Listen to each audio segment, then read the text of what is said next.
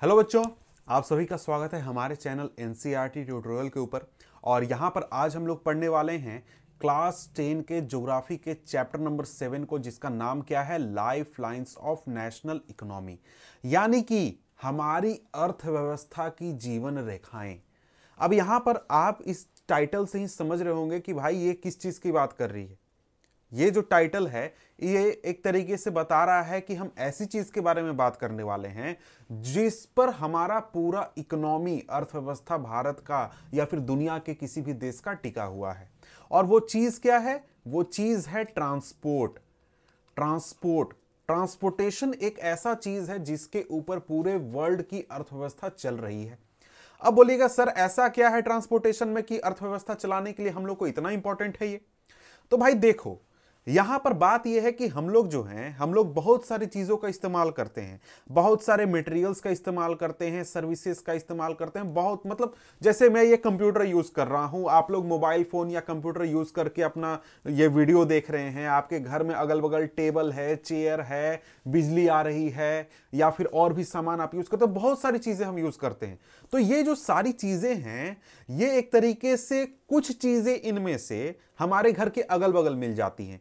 जैसे आपने फर्नीचर हो सकता है अपने घर के बगल से खरीदा हो, लेकिन जो आप कंप्यूटर यूज कर रहे हैं, फोन यूज कर रहे हैं, वो आपको पता है कहां से आया है? वो आपको चाइना से आया है, या फिर वियतनाम से आया है, या फिर किसी और देश से आया है। इसका मतलब क्या हुआ? मतलब हुआ कि भाई बना था कहीं और, लेकिन अब भारत में अपने शहर के अपने घर में बैठकर उसको इस्तेमाल कर रहे हैं। तो भाई ये बात ही है कि भाई ये चीज आप तक पहुंची कैसे? ये पहुंची ट्रांसपोर्टेशन की मदद से। यानी कि जो हमारा एक तरीके से जो बसेस चलती हैं, जो ट्रांसपोर्टेशन में आपके ट्रक्स चलते हैं, ट्रेन चलते हैं, एरोप्लेन चलते हैं, शिप चलते हैं, या फिर नाव चलते हैं, बहुत तरीके से ट्रांसपोर्टेशन होता है। उसमें से किसी एक जरिए से या फिर बहुत सारे मीडियम्स का यूज करके आपके घर तक, आप तक वो फोन पहुंचाया गया जिस पर कि आप ये वीडियो देख रहे हैं।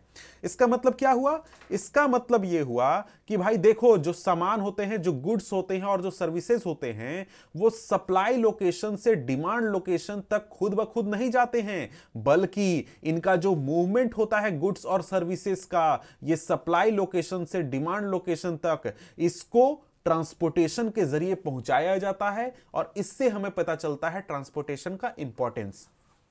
जैसे मतलब यहां पर सिंपली कहा जा रहा है कि भाई आपको जरूरत है मोबाइल फोन की, लेकिन मोबाइल फोन बनता है चाइना में, तो उड़कर आपके पास तो आएगा नहीं मोबाइल फोन, आप तक पहुंचाना पड़ेगा मोबाइल फोन को। तो आप तक पहुंचेगा कैसे? पहुंचेगा ट्रांसपोर्टेशन की मदद से। कोई व्यापारी जाएगा, वहां से मोबाइल फोन खरीदेगा, उसको फैक्ट्री के बाहर ट्रक पर लोड करेगा, ट्रक से ले जाकर ट्रेन पर लोड करेगा, ट्रेन से फिर जाकर पोर्ट पर पहुंचाएगा, जहां पर शिप के जरिए इंडिया के पोर्ट पर आएगा, और इंडिया के पोर्ट से फिर वो शिप के जरिए ट्रेन या फिर ट्रक के जरिए आपके शहर में आएगा, आपके पास के दुकान में, फिर आप उसको खरीदिएगा और इस्तेमाल कीजिएगा। तो आप सोचिए कि कितने बड़े स्तर पर ट्रांसपोर्टेशन का यूज हुआ आपके घर तक, आप तक एक मोबाइल फोन या फिर इलेक्ट्रॉनिक, बहुत सारी चीजें, लगभग सभी चीजों का ट्रांसपोर्टेशन होता ही है। मतलब क्या समझा आपने? मतलब कि भाई आपके पास क्या है? डिमांड है, आपको चाहिए मोबाइल फोन, लेकिन कहां मोबाइल फोन बन रहा है? जहां पे सप्लाई है, जहां पे मैन्युफैक्चरिंग फैक्ट्री है, वहां से आपके घर तक कैसे आया? ट्रांसपोर्टेशन की मदद से आया। अब यहां पर देखिए, बहुत सारे लोग होते हैं जो एक तरीके से इस तरीके के मूवमेंट को आसान करने में मदद करते हैं, और ये एक तरीके से कह सकते हैं कि ये लोग इन्वॉल्व होते हैं किस चीज में? ट्रांसपोर्टेशन में इन्वॉल्व होते हैं। और इनको हम क्या कहते हैं? ट्रेडर्स कहते हैं। ट्रेडर्स जो कि क्या करते हैं? ट्रेड करते हैं, व्यापार करते हैं। चाइना से फोन खरीदा, उसको ट्रांसपोर्ट किया और आपके घर तक पहुंचा दिया। उसके अलावा कुछ लोग इन्वॉल्व होते हैं, ट्रक चलाते हैं, कुछ लोग ट्रेन चलाते हैं, कुछ लोग शिप पर काम करते हैं, जो कि शिप आपको इंडिया से किसी दूसरे देश में या फिर दूसरे देश से इंडिया में सामान लाने और ले जाने का काम करती है। तो इस तरीके से ये ट्रेडर्स क्या होते हैं? एक तरीके से प्रोडक्ट्स को पहुंचाते हैं कंज्यूमर्स तक ट्रांसपोर्टेशन की मदद से। और यहां पर एक चीज आपसे कहा जा रहा है, इस वजह से किसी भी देश के डेवलपमेंट का जो पेस है, मतलब कोई देश कितना डेवलप कर रहा है, इसको हम एक तरीके से नाप सकते हैं या फिर हम एक तरीके से अंदाजा लगा सकते हैं या फिर कह सकते हैं कि कितना डेवलप कर रहा है उसके मूवमेंट के आधार पर, यानी कि उसके ट्रांसपोर्टेशन के आधार पर। मतलब ये कैसे हो गया सर? ट्रांसपोर्टेशन की वजह से देश का डेवलपमेंट कैसे आप नाप सकते हैं? भाई देखो, आपको मोबाइल फोन चाहिए, हम मोबाइल फोन का ही एग्जांपल लेकर चल रहे हैं क्योंकि उसी मोबाइल फोन पर आप वीडियो देख रहे हैं। मोबाइल फोन चाहिए, आपका बनता है भारत के किसी दूसरे देश, मान लो चेन्नई में बनता है, चेन्नई से आपके घर तक आ ही नहीं सकता है मोबाइल फोन, बीच में बहुत बड़ा पहाड़ है, रास्ता खराब है, मोबाइल फोन आ ही नहीं सकता है, उसको बैलगाड़ी से लाना पड़ता है, धीरे धीरे धीरे धीरे। कितना दिन में आएगा? 2 साल 1 साल में आएगा। तो क्या वो एक तरीके से हम कह सकते हैं कि हमारा देश डेवलप है? हमारे पास डिमांड भी है, आपको मोबाइल फोन चाहिए, आप 10,000 रुपए खर्च करने के लिए भी तैयार हैं। कोई आदमी बनाकर भी बैठा हुआ है, उसने 10,000 रुपए खर्च करके मोबाइल फोन बना भी दिया, लेकिन वो आपको बेच ही नहीं पा रहा है। तो क्या हम कह सकते हैं कि हमारा देश सही तरीके से इकोनॉमी चलेगा? नहीं चलेगा। वही दूसरा कंडीशन सोचिए, हमारे देश में ट्रांसपोर्टेशन व्यवस्था बहुत अच्छी है और सुबह मोबाइल फोन बना और शाम तक आपके घर पहुंच जाएगा, आप उसको तुरंत पैसे दीजिएगा, मोबाइल फोन खरीद लीजिएगा। तो क्या ये अच्छी चीज है कि नहीं है? जी हां, बिल्कुल अच्छी चीज है। सर थोड़ा एग्जाम्पल देके समझाइए। एग्जाम्पल, चाइना को देखो, चाइना का ट्रांसपोर्टेशन इतना अच्छा है अपने देश में कि भाई चाइना में अगर कोई चीज बनती है, मान लो कोई मोबाइल फोन बना, कंप्यूटर बना या फिर कोई खिलौना बना, तो वो तुरंत ही फैक्ट्री से निकलकर ट्रांसपोर्ट होकर शिप के जरिए किसी भी देश में वो पहुंचा देते हैं तुरंत ही। समझ गए? और इसी वजह से हम कहते हैं कि भाई चाइना डेवलप्ड है, चाइना में फैक्ट्री लगाना आसान है, चाइना में काम करना आसान है, क्योंकि वहां पर ट्रांसपोर्टेशन अच्छी है। अब यहां पर ट्रांसपोर्टेशन जब मैं वर्ड यूज कर रहा हूं ना, तो ट्रांसपोर्टेशन में आप 2 चीजों का ध्यान रखिएगा। पहला तो ट्रांसपोर्टेशन होता है गुड्स और सर्विसेज का, मतलब कि जो सामान आपको चाहिए, जो आपको सर्विस चाहिए, सर्विस मतलब कोई इंसान आपके लिए काम करे, वो आपको चाहिए। और दूसरा कि आपको कहीं जाना है किसी दूसरे जगह पर, ये दोनों चीज ट्रांसपोर्टेशन में इंक्लूड होते हैं। ठीक है, तो यहां पर समझ गए कि अगर किसी देश में एफिशिएंट ट्रांसपोर्टेशन होगा तो क्या होगा? वो देश ज्यादा तरक्की करेगा, ज्यादा डेवलप करेगा। एग्जाम्पल हमने देख लिया चीन का कि भाई चीन में क्या है, जो ट्रांसपोर्टेशन है वो बहुत अच्छा है, इस वजह से वो ज्यादा तरक्की किया और ज्यादा तरक्की कर रहा है। और हमारे देश में भी इस तरीके की व्यवस्था को बेहतर बनाने की कोशिश की जा रही है, ट्रांसपोर्टेशन को बेहतर करने की कोशिश की जा रही है कि हम भी चीन के जैसा तरक्की कर सकें। ठीक है, अब यहां पर आगे क्या कहा जा रहा है? यहां पर आगे कहा जा रहा है कि भाई देखो, movement of this goods and services can be over 3 important domains of our earth, that is land, water and air. यानी कि जो गुड्स और सर्विसेज का मूवमेंट है उसको हम पृथ्वी पर 3 तरीके से पहुंचा सकते हैं या फिर ट्रांसपोर्टेशन कर सकते हैं। पहला तो लैंड के ऊपर, दूसरा वाटर के ऊपर और तीसरा हवाई मार्ग से। यानी कि पहला तो जमीन के ऊपर चलकर, ट्रेन चलाकर, बस चलाकर, और दूसरा पानी के ऊपर जहाज चलाकर, और तीसरा क्या है? एरोप्लेन चलाकर। सिंपल है भाई, इसमें कोई दिमाग लगाने वाली बात नहीं है। तो यहां पर आइए जरा सा मीन्स ऑफ ट्रांसपोर्टेशन हम लोग देख लेते हैं। मीन्स ऑफ ट्रांसपोर्टेशन यानी जो लैंड, वाटर और एयर है उसको डिवाइड किया गया है, क्या क्या उसमें आते हैं और हमें क्या क्या पढ़ना है इस चैप्टर में। तो देखिए, ट्रांसपोर्टेशन 3 तरीके हो गए। पहला तो लैंड हो गया, वाटर हो गया और एयर हो गया। लैंड में 3 तरीके से ट्रांसपोर्टेशन मेनली होते हैं। पहला तो रोडवेज हो गया, रेलवेज हो गया, पाइपलाइंस हो गए। रोडवेज के ऊपर आपने देखा है कि ट्रक्स चलते हैं जो कि सामान को एक जगह से दूसरी जगह पहुंचाते हैं। रेलवेज के ऊपर आपने देखा है, मालगाड़ी देखी होगी जिस पर कि कोयले जाते हैं, सामान जाते हैं, बहुत सारी चीजें जाती हैं। तो रेलवेज भी क्या है? एक तरीके का ट्रांसपोर्टेशन का जरिया है जिससे गुड्स एंड सर्विसेज को एक जगह से दूसरी जगह पहुंचाया जाता है। पाइपलाइंस, अब ये भैया पाइपलाइंस क्या है? तो पाइपलाइंस एक तरीके से नाम में ही है, पाइप, बड़े बड़े पाइप, लंबे लंबे पाइप लगाए गए हैं इंडिया में, जो कि एक शहर को दूसरे शहर से जोड़ते हैं। समुद्र के किनारे कोई पोर्ट है तो उससे किसी दूसरे शहर को जोड़ते हैं और उसमें हम पेट्रोलियम प्रोडक्ट या फिर नेचुरल गैस या फिर किसी और चीज को ट्रांसपोर्ट करते हैं उस पाइप के जरिए। इसके बारे में आगे हम डिटेल में पढ़ेंगे। अब यहां पर वाटरवेज तो भाई वाटर सिंपल आपको पता है कि भाई शिप के जरिए ट्रांसपोर्टेशन होता है और इसमें 2 तरीके के ट्रांसपोर्टेशन हमें पढ़ने हैं या फिर होते हैं। पहला तो ओवरसीज, मतलब कि आप इंडिया से चाइना शिप लेकर जा रहे हैं, सामान लेकर जा रहे हैं या फिर ला रहे हैं, वो हो गया ओवरसीज। इनलैंड का मतलब क्या हो गया? इनलैंड का मतलब हो गया कि भाई भारत के अंदर ही आप नदियों का प्रयोग करके एक शहर से दूसरे शहर तक क्या कर रहे हैं? वस्तुओं को ले जा रहे हैं। एयर ट्रांसपोर्टेशन आपको पता है, एरोप्लेन की मदद से। इसमें भी दो कैटेगरी हो गए, पहला तो आपका डोमेस्टिक हो गया, दूसरा इंटरनेशनल। इसमें भी आप समझ गए, इंटरनेशनल मतलब इंडिया से किसी और देश के साथ आप ट्रांसपोर्टेशन किए। डोमेस्टिक मतलब कि भाई दिल्ली से मुंबई कर लिया तो वो क्या हो गया? डोमेस्टिक हो गया। डोमेस्टिक में दो कैटेगरी यहां पर बताई गई है, पहला तो पब्लिक है, दूसरा प्राइवेट। पब्लिक अंडरटेकिंग सिंपल मतलब है कि भाई सरकारी। प्राइवेट एयरलाइन मतलब कि जो प्राइवेट है, कोई कंपनी चला रही है, कोई इंसान मालिक है उसका, या फिर ग्रुप ऑफ लोग मालिक हैं। ठीक है, इस तरीके से हो गया मींस ऑफ ट्रांसपोर्टेशन, शॉर्ट में हमने समझ लिया। आगे देखते हैं। आगे कहा जा रहा है, for a long time trade and transport were restricted to a limited space with the development in science and technology the area of influence of trade and transport expanded far and wide. मतलब क्या हुआ? मतलब simple है भैया कि देखो, पुराने जमाने में क्या था ना, पुराने जमाने में हम लोग के पास उतना टेक्नोलॉजी नहीं था, उतना व्यवस्था नहीं था, हम लोग को बड़े बड़े शिप्स बनाने नहीं आते थे, रेलवेज हमारे पास नहीं थी, तो जो ट्रेड और ट्रांसपोर्ट होता था वो बहुत छोटी दूरी तक होता था। मतलब हम चाइना से कुछ सामान नहीं लाते थे तो बहुत लिमिटेड क्वांटिटी में लाते थे। ठीक है, हम जाकर अमेरिका से, यूरोप से व्यापार नहीं करते थे लेकिन बहुत लिमिटेड होता था, क्योंकि हम लोग के पास उतना अच्छा ट्रांसपोर्टेशन का मीडियम नहीं था। लेकिन आज हमारे पास क्योंकि इतना अच्छा ट्रांसपोर्टेशन का मीडियम है, इतना अच्छा टेक्नोलॉजी है, इतने बढ़िया बढ़िया शिप्स बन गए हैं, रेलवेज बन गए हैं, तो हम क्या कर रहे हैं? हम यूरोप से, अमेरिका से, दुनिया के बड़े बड़े देशों से क्या कर रहे हैं? ट्रांसपोर्टेशन कर रहे हैं।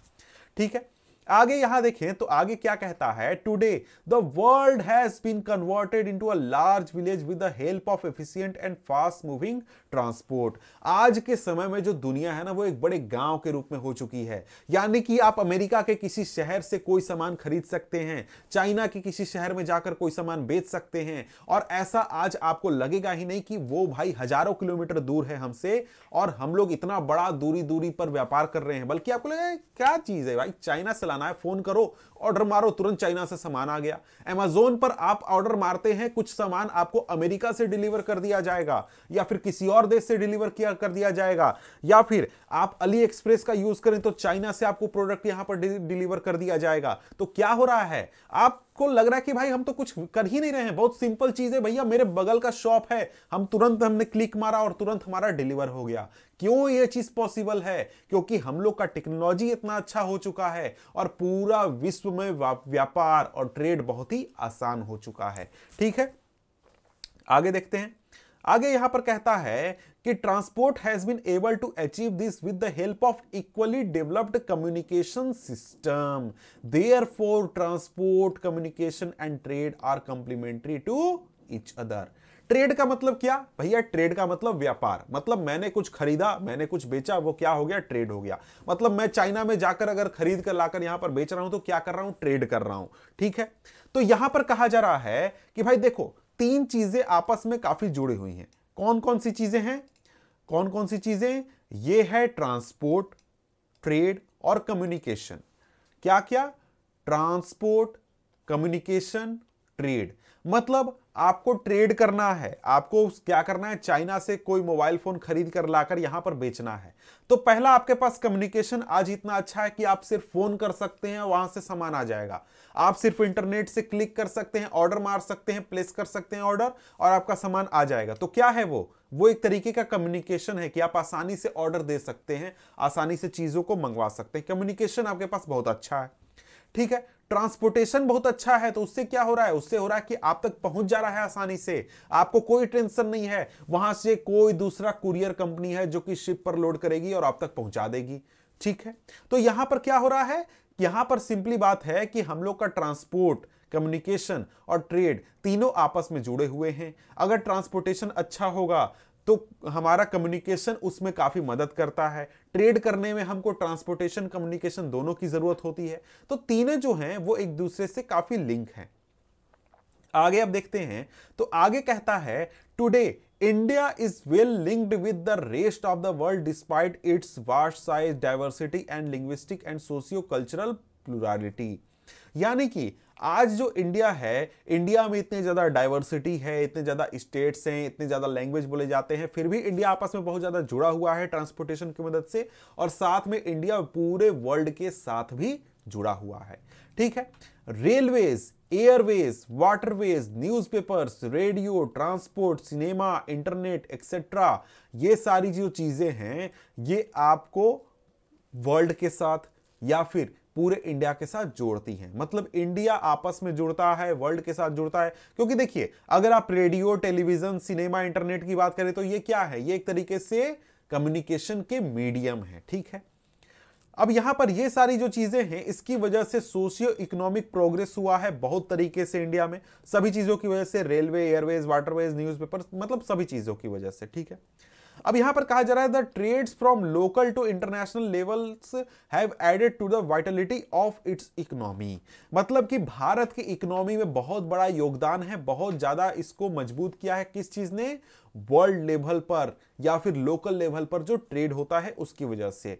और इसकी वजह से हमारा जो लाइफ है वो भी काफी बेहतर हुआ है, और हमारे लाइफ में जो कंफर्ट है या फिर जो फैसिलिटीज हमें मिल रही हैं या फिर जो भी चीजें हैं जरूरी की, वो हम आसानी से प्राप्त करने पा रहे हैं ट्रांसपोर्टेशन, कम्युनिकेशन की मदद से। ठीक है,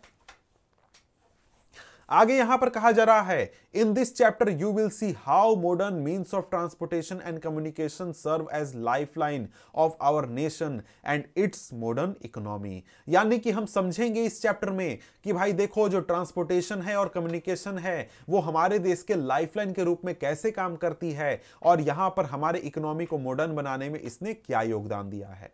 अब यहां पर कहा जा रहा है, दस इट इज दस evident that a dense and efficient network of transport and communication is prerequisite for local, national and global trade of today। अब यहां पर ये जो चीज है सिंपली कहता है कि भाई देखो, अगर हमें ग्लोबल ट्रेड करना है, लोकल इंटरनेशनल ट्रेड करना है, इकोनॉमी को बढ़ाना है, तो उसकी वजह से हमें क्या चाहिए, डेंस और efficient network of transportation and communication चाहिए। ठीक है, ये तो भैया बात ठीक है। अब यहां से यही सवाल बनता है, और ये सवाल प्रीवियस ईयर में आया हुआ है, यही आपको स्टेटमेंट दिया गया था, शायद 2016 में आया था कि देखिए, it is evident that a dense and efficient network of transportation and communication is prerequisite for local economic trade. ये ट्रेड यहां पर इस ट्रेड को बदल सकता है ग्रोथ के साथ, ये ट्रेड भी पूछ सकता है और ग्रोथ भी पूछ सकता है। तो ये क्यों जरूरी है, मतलब क्वेश्चन क्या था, क्वेश्चन था भैया कि देखो, जो हमारा ट्रांसपोर्टेशन है, अच्छा ट्रांसपोर्टेशन, डेंस ट्रांसपोर्टेशन हमें क्यों जरूरी है इकोनॉमी को डेवलप कराने के लिए या फिर अच्छा ट्रेड करने के लिए। तो ऊपर जो पॉइंट्स मैंने समझाए कि भाई ट्रेड की वजह से क्या होता है, ट्रेड की वजह से हमारे लाइफ में जो हमें रिक्वायरमेंट है, जरूरतें हैं, वो हमें मिल पाती हैं। हमारे लाइफ के जितने भी आपको नीड्स हैं हमारी, वो सारी आसान हो पाती हैं, हम ट्रेड करने पाते हैं। और ये इस तरीके से जितनी भी चीजें मैंने बताई आप उसको पॉइंट्स बनाकर लिख सकते हैं और आंसर कर सकते हैं। अब यहां पर हमें क्या पढ़ना है, अब हमें पढ़ना है ट्रांसपोर्टेशन, यानी कि डिफरेंट मीन्स ऑफ ट्रांसपोर्टेशन अब यहां पर हम पढ़ने वाले हैं। जो यहां पर हमें डिफरेंट मोड्स ऑफ ट्रांसपोर्टेशन पढ़ने हैं, उसमें सबसे पहले हमारे सामने क्या है, रोडवेज है। रोडवेज यानी कि जो रोड होता है उसके बारे में यहां पर बात करना है। इसके अलावा हमें पढ़ना है रेलवेज के बारे में, रेलवेज के अलावा पाइपलाइंस के बारे में, वाटरवेज के बारे में, सी पोर्ट्स के बारे में, एयरवेज के बारे में, इन सभी चीज़ों के बारे में हमें पढ़ना है। तो शुरुआत हम रोडवेज के साथ करते हैं, धीरे धीरे सभी को हम पढ़ेंगे और सभी के बारे में जो जो इंपॉर्टेंट क्वेश्चन भी होंगे उनको मैं बताते चलूंगा। ठीक है, यहां पर कहा जा रहा है कि इंडिया जो है उसमें one of the largest road network है पूरे वर्ल्ड में, और इसका लेंथ है लगभग करीब 56 लाख किलोमीटर। मतलब जितना भी रोड है इंडिया में, चाहे वो आपके गली वाला रोड हो, हाईवे हो, या फिर जो सुपर हाईवे होता है, एक्सप्रेस वे होता है, सभी मिलाकर लेंथ कितना है, 56 लाख किलोमीटर लेंथ है। और इंडिया में बात करें तो इंडिया में रोडवेज जो है वो रेलवे से पहले आया था। इंडिया में क्या, वर्ल्ड में कहीं भी रोडवेज जो है रेलवे से पहले आया था। ठीक है, और आज के समय में रेलवे कितना भी डेवलप हो जाए, उसके कंपैरिजन में जो रोडवेज है वो ज़्यादा आसान है और ज़्यादा उसका एज है, यानी ज़्यादा फायदेमंद, ज़्यादा बेनिफिशियल हमारे लिए रोड है। क्यों है, और रोड इतना ज़्यादा इंपॉर्टेंट क्यों है रेलवे के कंपैरिजन में, या फिर रोड का इंपॉर्टेंस तो उसको भी अगर सिंपली इंपॉर्टेंस भी पूछे तो आप आंसर कर सकते हैं, या फिर पूछे कि रेलवेज के कंपैरिजन में क्यों इंपॉर्टेंट है, तो थोड़ा सा पॉइंट को आप थोड़ा सा चेंज करके ट्विक करके लिख सकते हैं। तो सबसे पहला तो बात है कि जो कंस्ट्रक्शन कॉस्ट होता है रेलवे रोडवेज का, वो बहुत ही सस्ता होता है कंपेयर टू रेलवेज। समझ गए? इसको सिंपल लिख सकते हैं, सस्ता होता है, ये भी लिखिएगा तो पॉइंट चल जाएगा। ठीक है। इसके बाद road can transfers comparatively more discrete and undulated topography, यानी जब हम रेलवे बनाते हैं तो रेलवे बनाने के लिए पहाड़ों को काटना पड़ता है या फिर हमें एकदम सीधा रास्ता चाहिए होता है, लेकिन रोडवेज में ऐसी बात नहीं है। रोडवेज में हम किसी भी तरीके के सिचुएशन टेरेन से रोडवेज को हम गुजार सकते हैं। ठीक है। Roads can negotiate higher gradient of slopes such as traverse mountains such as Himalayas, यानी कि हिमालय जैसे चढ़ाई पर भी रोडवेज जा सकते हैं, लेकिन रेलवेज का वहां पर पहुंचना पॉसिबल नहीं है या फिर बहुत ही मुश्किल है। रोड ट्रांसपोर्ट जो है ये काफी इकोनॉमिकल है ट्रांसपोर्टेशन में, जब बहुत कम संख्या में लोगों को ट्रांसपोर्ट करना हो या फिर बहुत कम क्वांटिटी में सामान को पहुंचाना हो शॉर्ट डिस्टेंस के ऊपर। मान लीजिए आपको एक सिंपल पेटी पहुंचाना है, तो पेटी पहुंचाने के लिए आप रोडवेज का आसानी से इस्तेमाल कर सकते हैं, बाइक का यूज करके या फिर कार का यूज करके। लेकिन जब भी आपको रेलवे चलाना होगा तो रेलवे में जब तक आपके पास बहुत बड़ी अमाउंट में क्वांटिटी नहीं होगी, मतलब कई ट्रक भरकर सामान आपके पास नहीं होगा, तब तक रेलवे आपके लिए सस्ता नहीं पड़ेगा। ठीक है। मतलब छोटा छोटा सामान, छोटी दूरी तक सामान पहुंचाना है तो रोडवेज जो है वो बहुत ही अच्छा है। ठीक है। और जो रोडवेज है ये साथ में आपको door to door service provide करता है, यानी अपने घर से आप रोडवेज का इस्तेमाल कर सकते हैं, घर के दरवाजे से, लेकिन रेलवेज का आप इस्तेमाल घर के दरवाजे के ऊपर नहीं कर सकते हैं। ठीक है। और इसके साथ ही जो लोड करने का या फिर अनलोड करने का जो कॉस्ट होता है रोडवेज में, ये काफी सस्ता होता है। Road transport is also use a feeder to under modes, मतलब कि दूसरे मोड ऑफ ट्रांसपोर्टेशन है, जैसे सी पोर्ट है या फिर रेलवे स्टेशन है, रेलवे है, एयरपोर्ट है, सभी से जोड़ने का काम रोडवेज करता है। मतलब आपको अपने घर से अगर स्टेशन जाना है, अपने घर से एयरपोर्ट जाना है, अपने घर से सी पोर्ट जाना है, तो आप क्या यूज करेंगे? रोडवेज का यूज करेंगे। या फिर आपको सी पोर्ट से सामान उतार कर रेलवे पर लोड करना है, तो उसके लिए भी आप रोडवेज का इस्तेमाल कर सकते हैं। मतलब डिफरेंट मीन्स ऑफ ट्रांसपोर्टेशन को रोडवेज क्या करता है? ऐड कर देता है या फिर आपस में जोड़ देता है। ठीक है। अब यहां पर देखिए एक चीज मैं बता दूं कि यहां पर मैंने एक तरीके से क्या बताया कि भाई रोडवेज बेनिफिशियल क्यों है, रोडवेज अच्छा क्यों है। तो यहां पर जितने भी मैं different type of medium of transportation बताऊंगा, सभी में आप क्या कीजिएगा, उसके बेनिफिट और साथ में डिफेक्ट या फिर हम कह सकते हैं कि क्या प्रॉब्लम है, प्रॉब्लम्स, बेनिफिट और प्रॉब्लम्स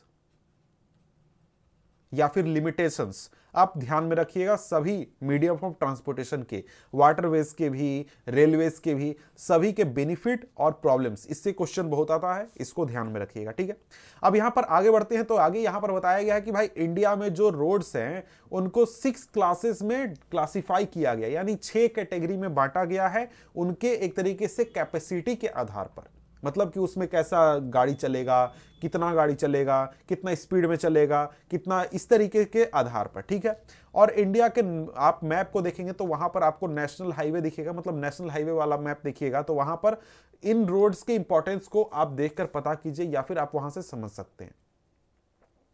सबसे पहले हमारे सामने रोड है, कौन सा? Golden quadrilateral super highways. अब ये जो गोल्डन क्वाड्रिलेटरल सुपर हाईवेज होते हैं, ये सिंपली अगर हम बात करें तो ये मेन जो 4 शहर हैं हमारे देश के, कौन कौन से 4 शहर हैं? तो यहां पर अगर आप देखिए तो यहां पर आपको दिल्ली हो गया, ये दिल्ली हो गया, यहां पर मुंबई हो गया, यहां पर क्या हो गया? कलकत्ता हो गया, यहां पर कोलकाता हो गया, और साथ में यहां पर हमारा चेन्नई हो गया। इन चारों शहरों को जोड़ने के लिए ये पूरा एक हमारा road of network of road बनाया गया है, जो कि यहां पर आप येलो कलर में देख पा रहे हैं। ये इस तरीके से यहां तक जुड़ता है, और इसी तरीके से हमारा चेन्नई से मुंबई जुड़ता है, और मुंबई से यहां पर हम क्या करते हैं? दिल्ली को जोड़ते हैं, और दिल्ली से इस तरीके से लाकर हम कलकत्ता को जोड़ देते हैं। इसी को हम क्या कहते हैं? गोल्डन क्वाड्रिलेटरल कहते हैं। ठीक है। इसके साथ ही अगर हम ऊपर चलें तो ऊपर यहां पर क्या कहता है जरा सा देख लेते हैं। तो यहां पर आगे अगर हम बढ़ें तो यहां पर हमारे सामने, एक सेकेंड, हाँ, यहां पर हमारे सामने क्या है? यहां पर हमारे सामने है कि भाई देखिए, ये जो रोड पूरा सिस्टम है रोड का, इसको गवर्नमेंट द्वारा बनाया गया है।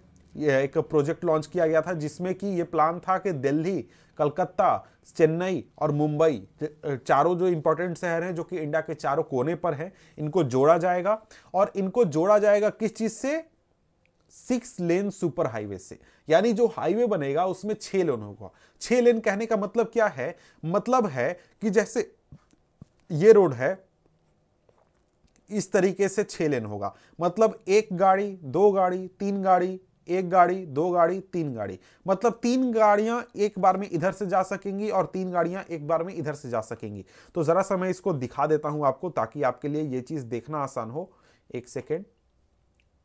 तो ये आप यहां पर देख सकते हैं 6 लेन हाईवे है। तो यहां पर देख रहे हैं कि 1 लेन में 1 गाड़ी चल रही है, उसी तरीके से दूसरे लेन में दूसरी, तीसरे लेन में तीसरी, ये एक तरफ का 3 लेन इधर से जाने के लिए, मतलब जाने के लिए, और इस तरफ 3 लेन वापस गाड़ियों को आने के लिए। तो कुल मिलाकर कितने लेन हो गए? 6 लेन हो गए। ठीक है, ये चीज आप समझ गए। तो यहां पर अगर हम आगे बढ़े तो आगे हमारे सामने क्या है? यहां पर इसके साथ में इसमें एक नॉर्थ साउथ कॉरिडोर और साथ में ईस्ट वेस्ट कॉरिडोर भी जोड़ा गया है, जिसमें कि नॉर्थ साउथ जो है ये आपको श्रीनगर को कन्याकुमारी से जोड़ता है, और साथ में जो सिलचर है असम में, उसको गुजरात के पोरबंदर से जोड़ता है। इसको भी जरा सा हम देख लेते हैं। तो यहां पर अगर हम देखें तो यहां पर देखिए, नॉर्थ साउथ कॉरिडोर को अगर मुझे दिखाना है तो यहां पर और भी छोटा करना होगा। यहां पर देखिए, यहां पर है श्रीनगर, इस जगह पर है श्रीनगर, यहां देखिए, यहां श्रीनगर है। इसको ऐसे रोड लाकर और ऐसे लाकर जोड़ दिया गया किस चीज से? यहां पर कन्याकुमारी से। ठीक है, और इसी तरीके से जो ईस्ट वेस्ट कॉरिडोर बनाया गया, इसको यहां पर पोरबंदर से उठाकर रोड को और ऐसे निकालकर ऐसे लाकर यहां पर आपको असम के सिलचर से जोड़ दिया गया। इस तरीके से ईस्ट वेस्ट और नॉर्थ साउथ कॉरिडोर को भी जोड़ा गया है। भारत के सभी इंपॉर्टेंट शहरों को, इंपॉर्टेंट इलाकों को आपस में जोड़ने के लिए ये 2 नेटवर्क ऑफ रोड बनाए गए। ठीक है, अब यहां पर अगर हम देखें तो यहां पर हमारे सामने आगे क्या है? यहां पर आगे हमारे सामने क्या कहता है, जरा सा देख लेते हैं। यहां पर कहता है कि ये जो रोड नेटवर्क बनाया गया, इसका मेजर ऑब्जेक्टिव क्या था, मेजर रीजन क्या था? ये एक तरीके से रीजन था, ये एक तरीके से सुपर हाईवेज बनाए गए थे, ताकि जो मेगा सिटीज है, इंडिया के इंपॉर्टेंट सिटीज हैं, इनके बीच में जो ट्रैवल टाइम है और जो ट्रैवल डिस्टेंस है, इसको कम किया जा सके और इंडिया को और भी ज्यादा ट्रांसपोर्टेशन अच्छा प्रोवाइड किया जा सके। ठीक है, और ये जो हाईवे प्रोजेक्ट्स हैं, इनको इंप्लीमेंट किया जाता है national highway authority of India के द्वारा, NHAI के द्वारा। तो ये बात ध्यान रखिएगा कि कौन इसको बना रहा है, NHAI, national highway authority of India. ये पॉइंट हो गया। आगे अब हम देखते हैं नेशनल हाईवेज की बात करते हैं। नेशनल हाईवे, अब देखिए, ये जो हमारा सुपर हाईवे था ना, सुपर हाईवे या फिर सुपर एक्सप्रेसवे हम कह सकते हैं, उसके कंपैरिजन में एक हम कह सकते हैं नीचे ग्रेड का ये है नेशनल हाईवे।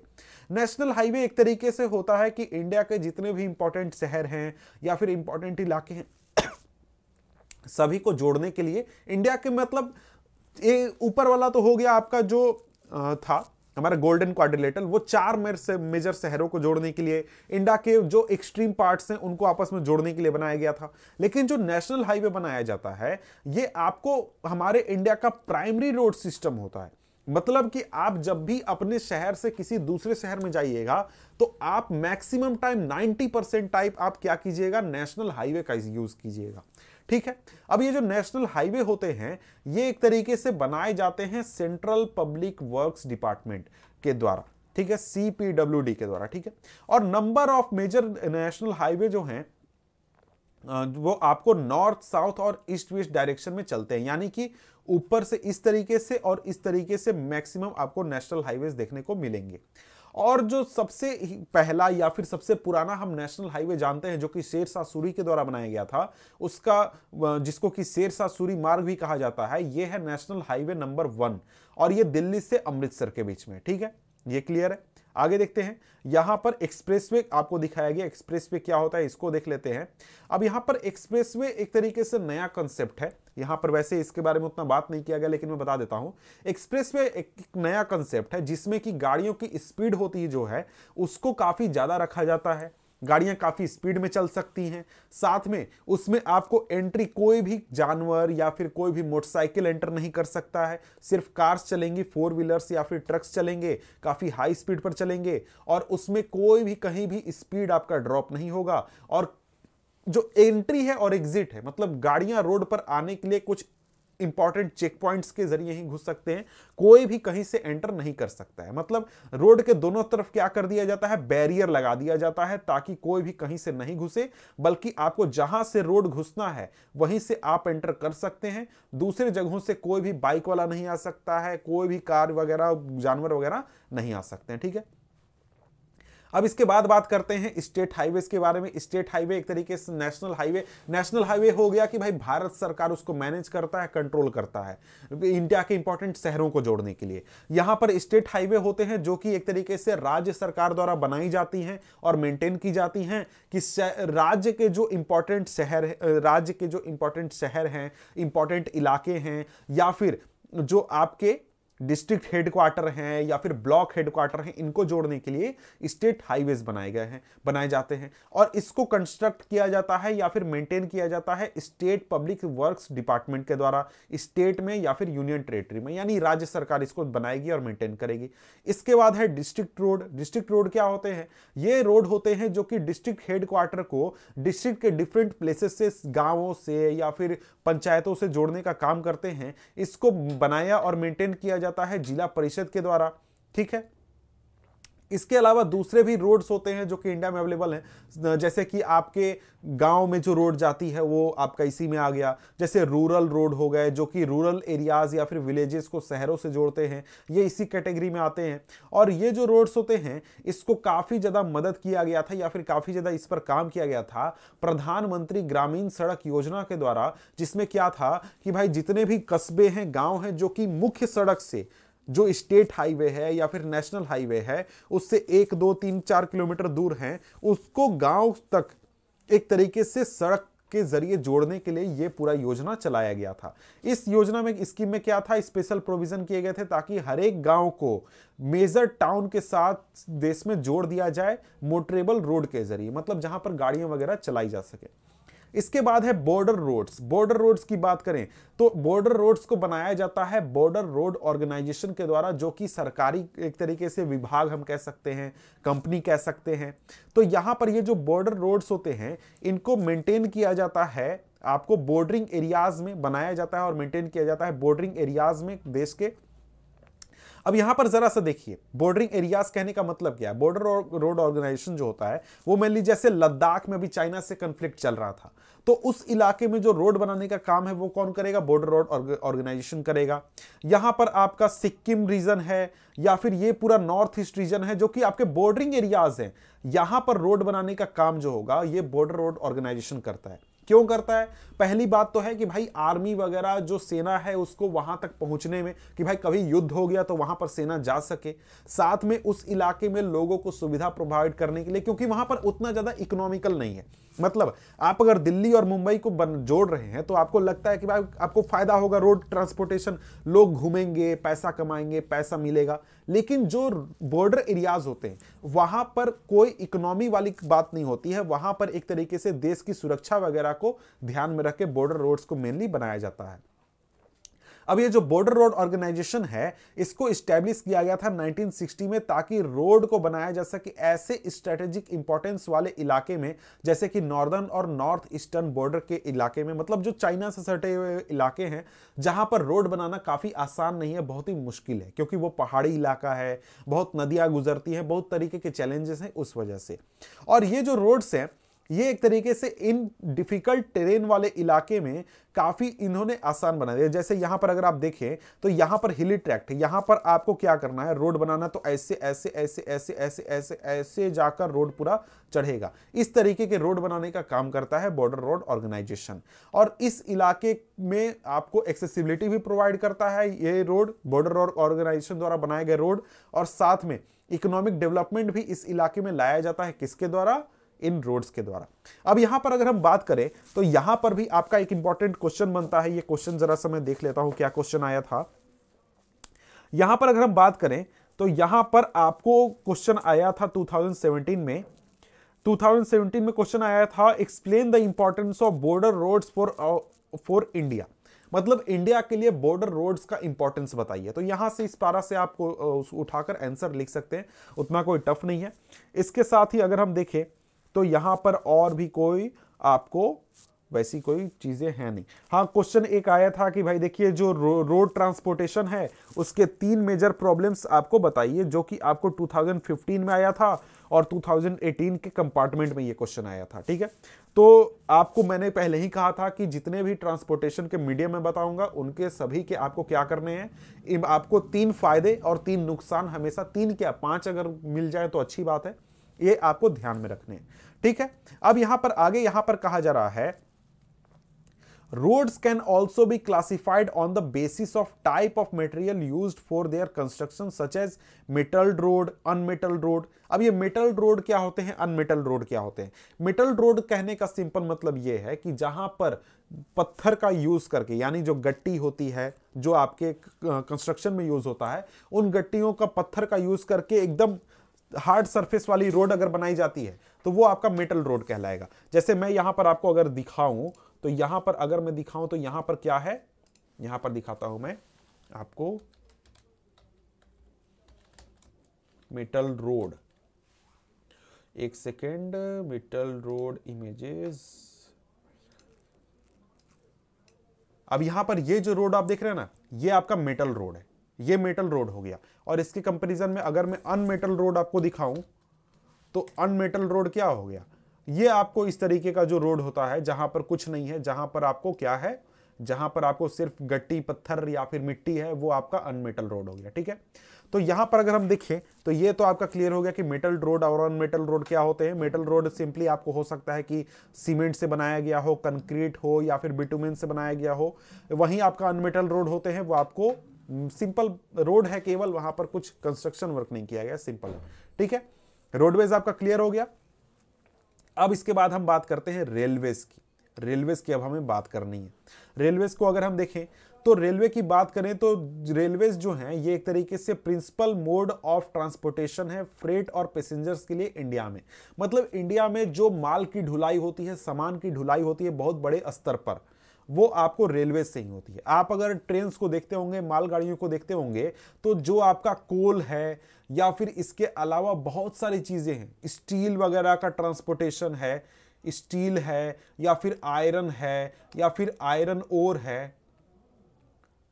ओर है, इस तरीके की चीजों का ट्रांसपोर्टेशन आपने बहुत ज्यादा देखा होगा। इसके साथ ही जो आपका सामान विदेशों से आता है, चाइना से मान लीजिए कोई सामान आया सी पोर्ट के ऊपर, उसको इंडिया के अंदरूनी इलाके में लाने का काम कौन करता है? रेलवे करता है। मतलब रेलवे एक तरीके से मेन हमारा है फ्रेट, सामान को ढोने वाला जरिया। और साथ में रेलवे में आपको पता है कि रेलवे में पैसेंजर्स भी बहुत ज्यादा ट्रैवल करते हैं, लाखों करोड़ों की संख्या में एक साल में पैसेंजर्स ट्रैवल करते हैं।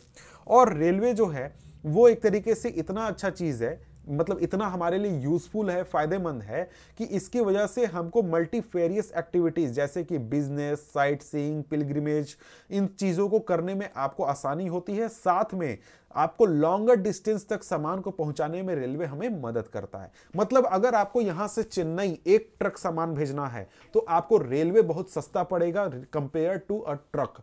ठीक है, तो यहां पर अगर आप देखें तो रेलवे के 3 इंपॉर्टेंट फायदे और 3 नुकसान ध्यान रखिएगा। ठीक है, यहां पर देखिए तो अगर हम बात करें, apart from an important means of transport the Indian railway have been a great integrating force for more than 150 years. अब यहां पर क्या कह रहा है, ये इंपॉर्टेंट पॉइंट है। ये इंपॉर्टेंट पॉइंट ये है कि आज के समय में तो रेलवे का हम यूज करते हैं फ्रेट को ढोने के लिए या फिर इसके अलावा पैसेंजर्स को एक जगह से दूसरी जगह पहुंचाने के लिए। लेकिन अगर हम पिछले 150 सालों को देखें तो पिछले 150 सालों में जो इंडिया था, इंडिया को आपस में जोड़ने का काम कौन कर रहा था? रेलवे कर रहा था।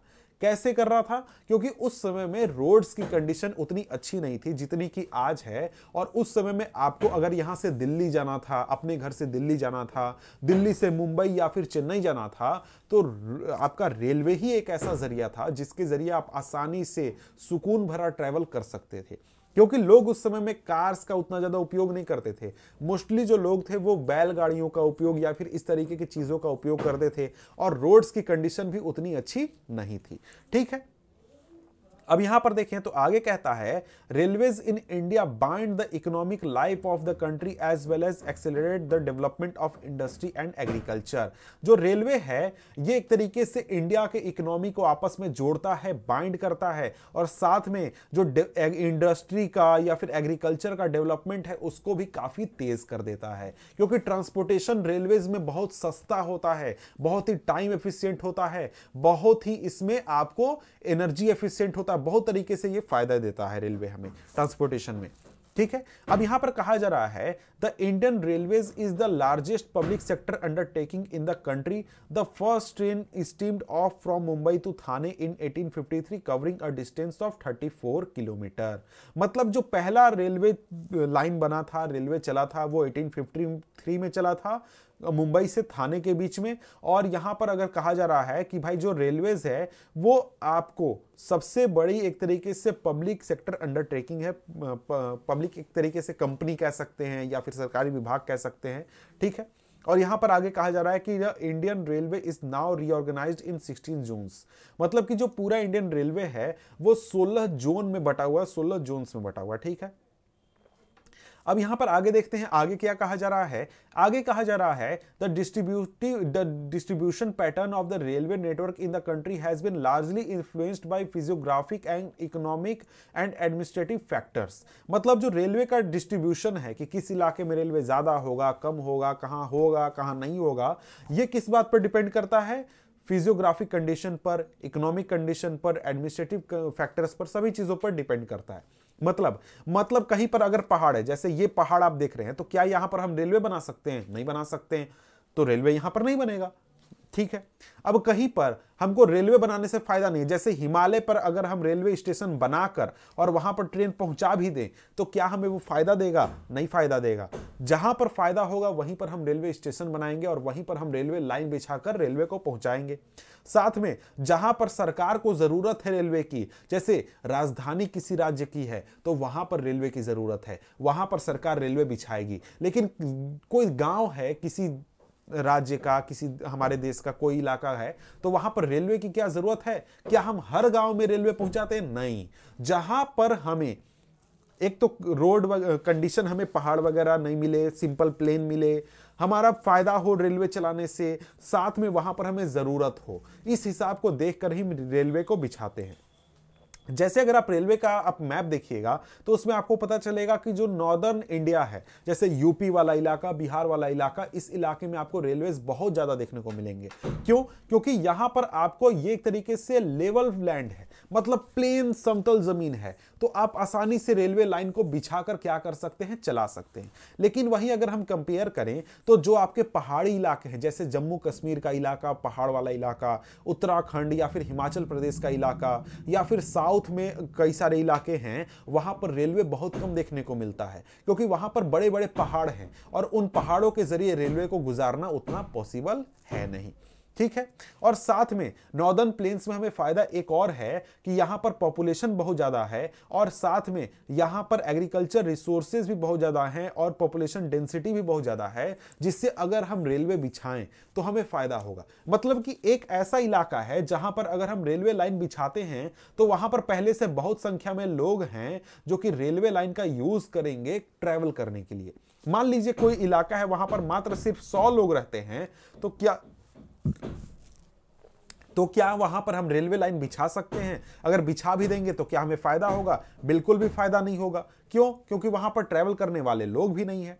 तो इस वजह से जो हमारा यूपी, बिहार या फिर इस तरीके के जो रीजन है, नॉर्दर्न इंडिया के जो रीजन है, यहां पर रेलवे लाइन बिछाया गया या फिर रेलवे लाइन बिछाने से हमें फायदा है।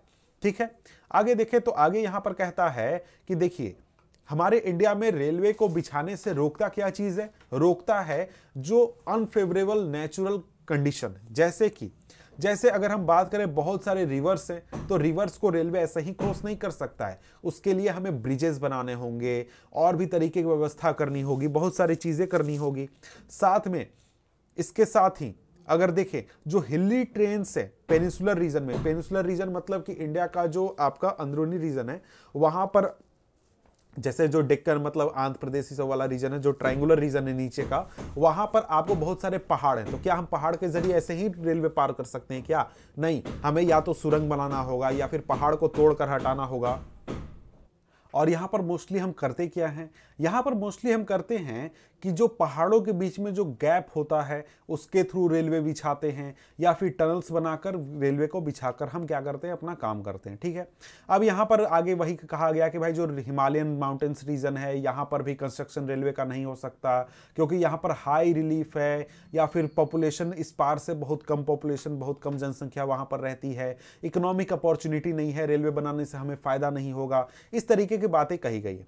आगे यहां पर कहा गया है कि आपको जो वेस्टर्न राजस्थान के जो सैंडी रीजन है वहां पर हम भी रेलवे नहीं बिछा सकते हैं, गुजरात के जो स्वाम्स है यानी जो दलदली इलाके हैं वहां पर भी नहीं बिछा सकते हैं, मध्य प्रदेश के जो फॉरेस्टेड रीजन्स हैं वहां पर भी रेलवे लाइन बिछाने से हमें फायदा नहीं है, या फिर मध्य प्रदेश के अलावा छत्तीसगढ़, ओडिशा, झारखंड में भी रेलवे लाइन बिछाने में हमें काफी मुश्किल का सामना करना पड़ता है।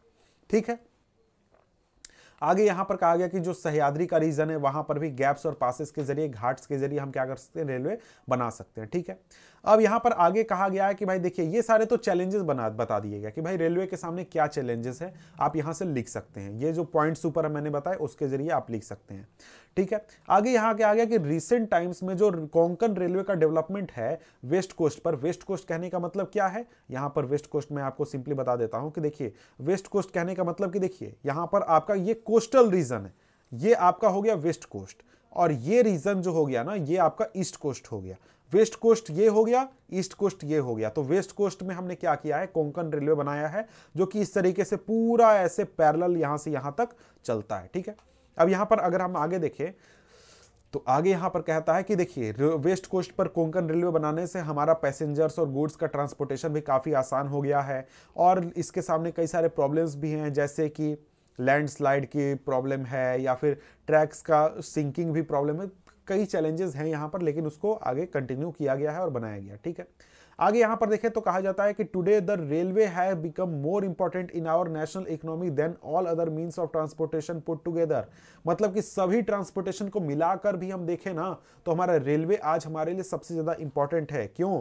क्योंकि रेलवे से हम फ्रेट और साथ में पैसेंजर्स को काफी सस्ते दामों पर और काफी लंबी दूरी पर आसानी से ट्रैवल करा सकते हैं। ठीक है, लेकिन जो रेलवे ट्रांसपोर्टेशन है इसके सामने कई प्रॉब्लम्स भी है, कई चैलेंजेस भी हैं। क्या चैलेंजेस हैं? तो बहुत सारे जो पैसेंजर्स हैं ये टिकट के बिना ट्रैवल करते हैं, रेलवे प्रॉपर्टी को थेफ्ट और डैमेजिंग का भी सामना करना पड़ता है, और लोग जो हैं वो अपनी मर्जी से कहीं भी ट्रेन को रोक देते हैं, जो पुल्ली होता है, चेन होता है, उसको खींच करके, और साथ में जो हमारा रेलवे है उसको कई तरीके के और चैलेंजेस भी सामने फेस करने पड़ते हैं। तो आपको 3 चैलेंजेस, मेनली 3 मार्क्स में ये क्वेश्चन आता है, तो आप यहां से अगर आप चाहें तो लिख सकते हैं। आगे हमारे सामने क्या है? आगे हमारे सामने है पाइपलाइंस। पाइपलाइंस के बारे में बात की गई है कि पाइपलाइंस क्या होता है, पाइपलाइंस कैसे हमारे पूरे इकोनॉमी में मदद करता है। ठीक है, तो यहां पर कहा जा रहा है कि जो पाइपलाइन ट्रांसपोर्ट नेटवर्क है ये एक तरीके से हमारे ट्रांसपोर्टेशन सिस्टम में एक नया एडिशन है। ये पिछले 10, 20, 30 सालों में आया है, उसके पहले हमारे देश में इसका उपयोग नहीं होता था। अब यहां पर जो पाइपलाइन है इसको मेनली हम वाटर ट्रांसपोर्ट करने में यूज करते थे, शहरों में वाटर या फिर इंडस्ट्रीज को वाटर प्रोवाइड करने में, मतलब शहरों में जो आपको वाटर सप्लाई होता है उसके लिए मेनली यूज होता था। लेकिन आज अगर हम बात करें तो आज इसको हम यूज करते हैं क्रूड ऑयल को, पेट्रोलियम प्रोडक्ट को, नेचुरल गैस को ट्रांसपोर्ट करने के लिए। और कहां से कहां ट्रांसपोर्ट करते हैं? या तो oil and natural gas field से रिफाइनरी, फर्टिलाइजर फैक्ट्रीज या फिर थर्मल पावर प्लांट तक, या फिर जो सी पोर्ट होते हैं, सी पोर्ट से हम ट्रांसपोर्टेशन इंडिया के अंदरूनी इलाके में भी इसके जरिए करते हैं। अब यहां पर बात है कि इसमें हम सॉलिड्स का भी ट्रांसपोर्टेशन कर सकते हैं। कैसे कर सकते हैं? तो सॉलिड्स को हम क्या कर सकते हैं, स्लरी बनाकर इसके अंदर ट्रांसपोर्टेशन कर सकते हैं। स्लरी क्या होता है? स्लरी एक तरीके से सॉलिड को हम क्या करेंगे, उसमें लिक्विड मिक्स करेंगे और उसको एक तरीके से लिक्विड फॉर्म बना देंगे। वो आपका एक तरीके से स्लरी होता है, उसमें वो सॉलिड ही रहेगा लेकिन सॉल्यूबल नहीं रहेगा, लेकिन वो क्या होगा, लिक्विड फॉर्म में हो जाएगा। ठीक है, तो स्लरी के जरिए हम क्या कर सकते हैं, ट्रांसपोर्टेशन कर सकते हैं। आप पाइपलाइन का इंपॉर्टेंस इसी बात से समझ सकते हैं कि हमारे देश में जो आपको अंदरूनी इलाके में जितने भी आपके रिफाइनरीज हैं, जैसे कि जो बरौनी में रिफाइनरी है, मथुरा में है, पानीपत में है, यहां पर जो रिफाइनरीज चल रहे हैं या फिर जो भी फर्टिलाइजर प्लांट्स चल रहे हैं गैस बेस्ड, ये इसी वजह से चल पा रहे हैं क्योंकि हमारे देश में पाइपलाइन की व्यवस्था है। मतलब कि इन इलाकों तक, इन फैक्ट्रीज तक, इन रिफाइनरीज तक जो आपको नेचुरल गैस या फिर जो भी ऑयल एंड गैस पहुंचता है वो पाइपलाइंस के जरिए ही पहुंचता है। आप ट्रक से यहां पर टंकी में पैक करके ट्रक से नहीं पहुंचा सकते, उससे बहुत महंगा पड़ता है। तो इस वजह से पाइपलाइंस की वजह से ही ये सारे रिफाइनरीज वगैरह चल रहे हैं। अब पाइपलाइंस की बात यह है कि भाई जो शुरुआती में कीमत होता है पाइपलाइन का, मतलब पाइप बिछाने का, पूरा सिस्टम बनाने का, ये काफी महंगा होता है। लेकिन आगे चलकर क्या होता है, जो चलाने में ट्रांसपोर्टेशन कॉस्ट होता है वो इतना सस्ता होता है कि वो हम बहुत ही हमें फायदा ये दे देता है। और हमारा जो ट्रांसशिपमेंट लॉस भी होता है, डिले भी होता है, ये काफी कम होता है। ये ट्रांसशिपमेंट लॉस या फिर डिले क्या है, इसका मतलब यह है कि ट्रांसपोर्टेशन में आपका जो एक तो डिले हुआ, मतलब आज आपने वहां से पोर्ट से आपने टंकी लोड किया, ट्रक पर डाला और पहुंच रहा है कितने दिन बाद, 1 हफ्ते के बाद पहुंच रहा है। उसके कंपैरिजन में क्या हो रहा है, आपको लॉसेस कहने का मतलब कि आपने ट्रक में लोड किया, जो टैंकर वाला ट्रक होता है उसमें लोड किया, और आपका 100 लीटर आपने लोड किया, उसमें से 10 लीटर या तो गैस उड़ गया या फिर वो कहीं लीक होकर गिर गया। तो वो लॉस भी नहीं होता है, डिले भी नहीं होता है। इस वजह से जो हमारा पाइपलाइन सिस्टम है ये बहुत ही अच्छा है। अब यहां पर बात करें तो 3 इंपॉर्टेंट नेटवर्क है पाइपलाइन के जो कि इंडिया में ट्रांसपोर्टेशन का काम करते हैं। ये तीनों आपको इंपॉर्टेंट है, इससे क्वेश्चन पूछे जाते हैं। जैसे पीछे पूछा गया था, क्या क्वेश्चन था, 1 मिनट मैं आपको बता देता हूं। हाँ, जैसे यहां पर क्वेश्चन आया था, highlight any 5 features of Hazira Vijaypur Jagdishpur gas pipeline. ये आपको 2016 में बोर्ड टर्म में आया था, सेकेंड बोर्ड टर्म में आपको highlight any 5 features of Hazira Vijaypur Jagdishpur gas pipeline. यहां पर gas pipeline Hazira Jagdishpur Vijaypur gas pipeline, इससे क्वेश्चन आया था। कितने मार्क्स का, ये शायद 5 मार्क्स का ये क्वेश्चन आया था। ठीक है, तो ये तीनों भी ध्यान रखिएगा, इससे भी क्वेश्चन बनता है। वैसे अगर पाइपलाइन से बात करें तो पाइपलाइन से और भी क्वेश्चंस आए हैं, जैसे कि आपको पाइपलाइन ट्रांसपोर्टेशन क्या है और 2 मेरिट और 2 डिमेरिट लिखिए। तो ये आपको 3 मार्क्स में क्वेश्चन आया था। ठीक है, इसके बाद अगर हम बात करें तो इसके अलावा पाइपलाइन से इसी तरीके के क्वेश्चन कई सारे आए हैं। तो explain any 4 advantages of pipeline transportation, ये सारे क्वेश्चंस भी ध्यान रखिएगा। पाइपलाइन भी इंपॉर्टेंट है, सभी इंपॉर्टेंट है, मेरिट डिमेरिट और उसका एक्सप्लेनेशन आप पढ़ लीजिएगा अच्छी तरीके से। तो सबसे पहला यहां पर है हमारा पाइपलाइन कौन सा, oil field in upper Assam to Kanpur via Guwahati Barauni Allahabad. It had branches from Barauni to Haldia, Rajbandh to Morigaon, Guwahati to Siliguri, कई सारे इसमें ब्रांचेस है। तो इसके बाद नेक्स्ट है from Salaya in Gujarat to Jalandhar in Punjab, यानी सलह से पंजाब तक via Viramgam Mathura Delhi Sonipat. It has branches to connect Koyali near Vadodara Gujarat Chaksu and other places, इसके बारे में भी देख लीजिएगा। ठीक है, ये तीनों हो गए। इसके बाद आगे हमारा क्या है, ये तो थर्ड मैंने बता ही दिया कि भाई जो हजीरा जगदीशपुर विजयपुर गैस पाइपलाइन है, इसको मैंने पहले ही बता दिया था। इसके बाद है वाटरवेज। वाटरवेज की बात करते हैं। वाटरवेज सिंपली क्या है भैया, जो शिप के जरिए ट्रांसपोर्टेशन होता है उसकी बात यहाँ पर की जा रही है। तो यहाँ पर कहा जा रहा है since the ancient period India was one of the seafaring countries, मतलब कि पुराने जमाने से ही इंडिया में लोग जो है वो सी ट्रेड या फिर सी का यूज करते हैं ट्रांसपोर्टेशन के लिए। और यहाँ के जो सीमेन थे, यानी यहाँ के जो नाविक थे, ये दूर से दूर तक गए और यहाँ से इंडियन कॉमर्स और कल्चर को भी दूर तक पहुंचाया, मतलब दूर इलाके तक। मतलब आज के 2000 साल पहले भी हम जो थे वो यूरोप से सी के जरिए ट्रांसपोर्टेशन करते थे, ट्रेड करते थे, और बहुत बढ़िया ट्रेड भी होता था। और वाटरवेज जो थे या फिर वाटरवेज जो हैं वो सबसे सस्ते मोड ऑफ ट्रांसपोर्टेशन है। मतलब कि अगर आपको कहीं से कहीं सामान लेके जाना है, मतलब इंडिया से अगर आपको चाइना लेकर जाना है सामान, तो उसमें आपका सी जो है वो सबसे सस्ता पड़ेगा कंपेयर टू आपका रेलवे, कंपेयर टू एयरवे या फिर कंपेयर टू ट्रक। सबसे सस्ता कौन पड़ता है, सी पड़ता है। इसी वजह से ज्यादातर जो वर्ल्ड का ट्रेड होता है 90-95% इंटरनेशनल ट्रेड, वो आपको पता चलेगा कि सी के जरिए ही होता है। वहां पर रेलवे वगैरह का यूज नहीं किया जाता है। अब यहां पर बात करें तो यहां पर आगे कहा जा रहा है they are most suitable for carrying heavy and bulky goods. मतलब जो सी हैं सी ट्रेड होता है, इसमें आपको हेवी और बल्की गुड्स का ट्रांसपोर्टेशन काफ़ी आसान होता है और काफ़ी फायदेमंद होता है और ज़्यादातर इनमें इनका यूज़ इन्हीं में किया जाता है, ठीक है। और ये एक तरीके से फ्यूल एफिशिएंट सिस्टम है, environment friendly mode of transportation है।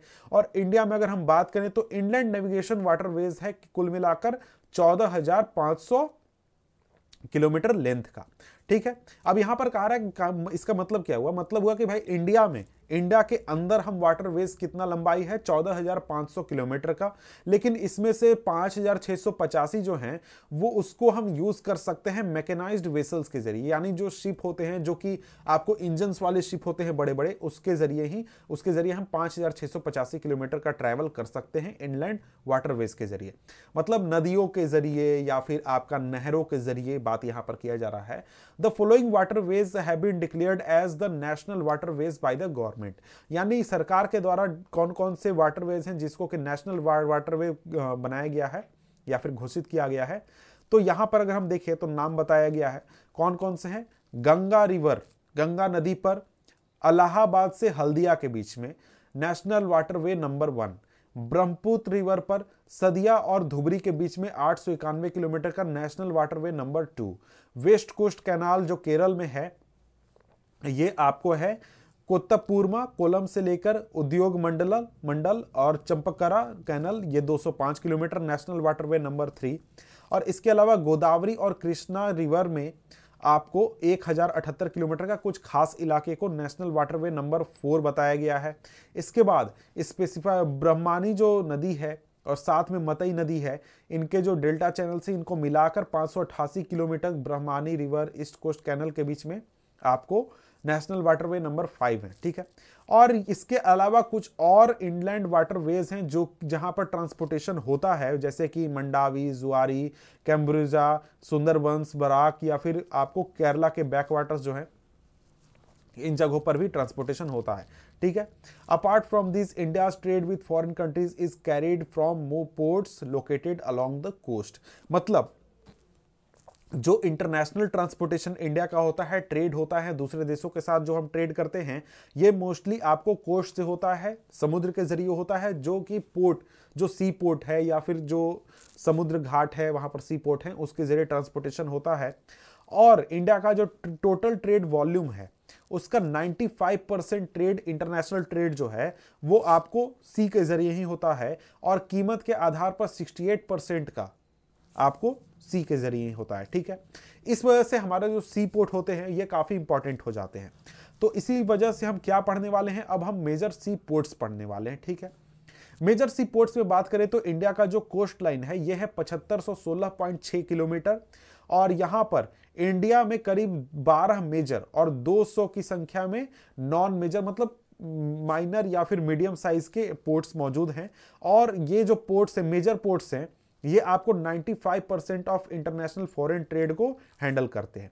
अब यहां पर बात करें तो कहा जा रहा है कि कांडला पोर्ट जो है गुजरात में, जो कि कच्छ रीजन में है, ये पहला पोर्ट था कि जो कि इंडिया के आजाद होने के तुरंत बाद इसको डेवलप किया गया था ताकि मुंबई पोर्ट से जो लोड है उसको कम किया जा सके, क्योंकि पहले आजादी के पहले क्या था, इंडिया यूनाइटेड था, तो वहां पर जो कराची पोर्ट था ये काफी इंपॉर्टेंट हुआ करता था, क्योंकि कराची पाकिस्तान में चला गया, पाकिस्तान बन गया, पाकिस्तान इलाके में कराची चला गया, तो हमारे देश को एक नए पोर्ट की, एक अच्छे पोर्ट की जरूरत थी। इस वजह से कांडला पोर्ट को डेवलप किया गया था। और कांडला पोर्ट को हम एक तरीके से दीनदयाल पोर्ट नाम से भी जानते हैं और ये एक तरीके का टाइडल पोर्ट है। टाइडल पोर्ट क्या होता है, टाइड आप जानते होंगे, टाइड आता है, टाइड की मदद से यहां पर शिप्स आते हैं किनारे पर और फिर टाइड की मदद से ही वापस नदियों में चले जाते हैं, ठीक है।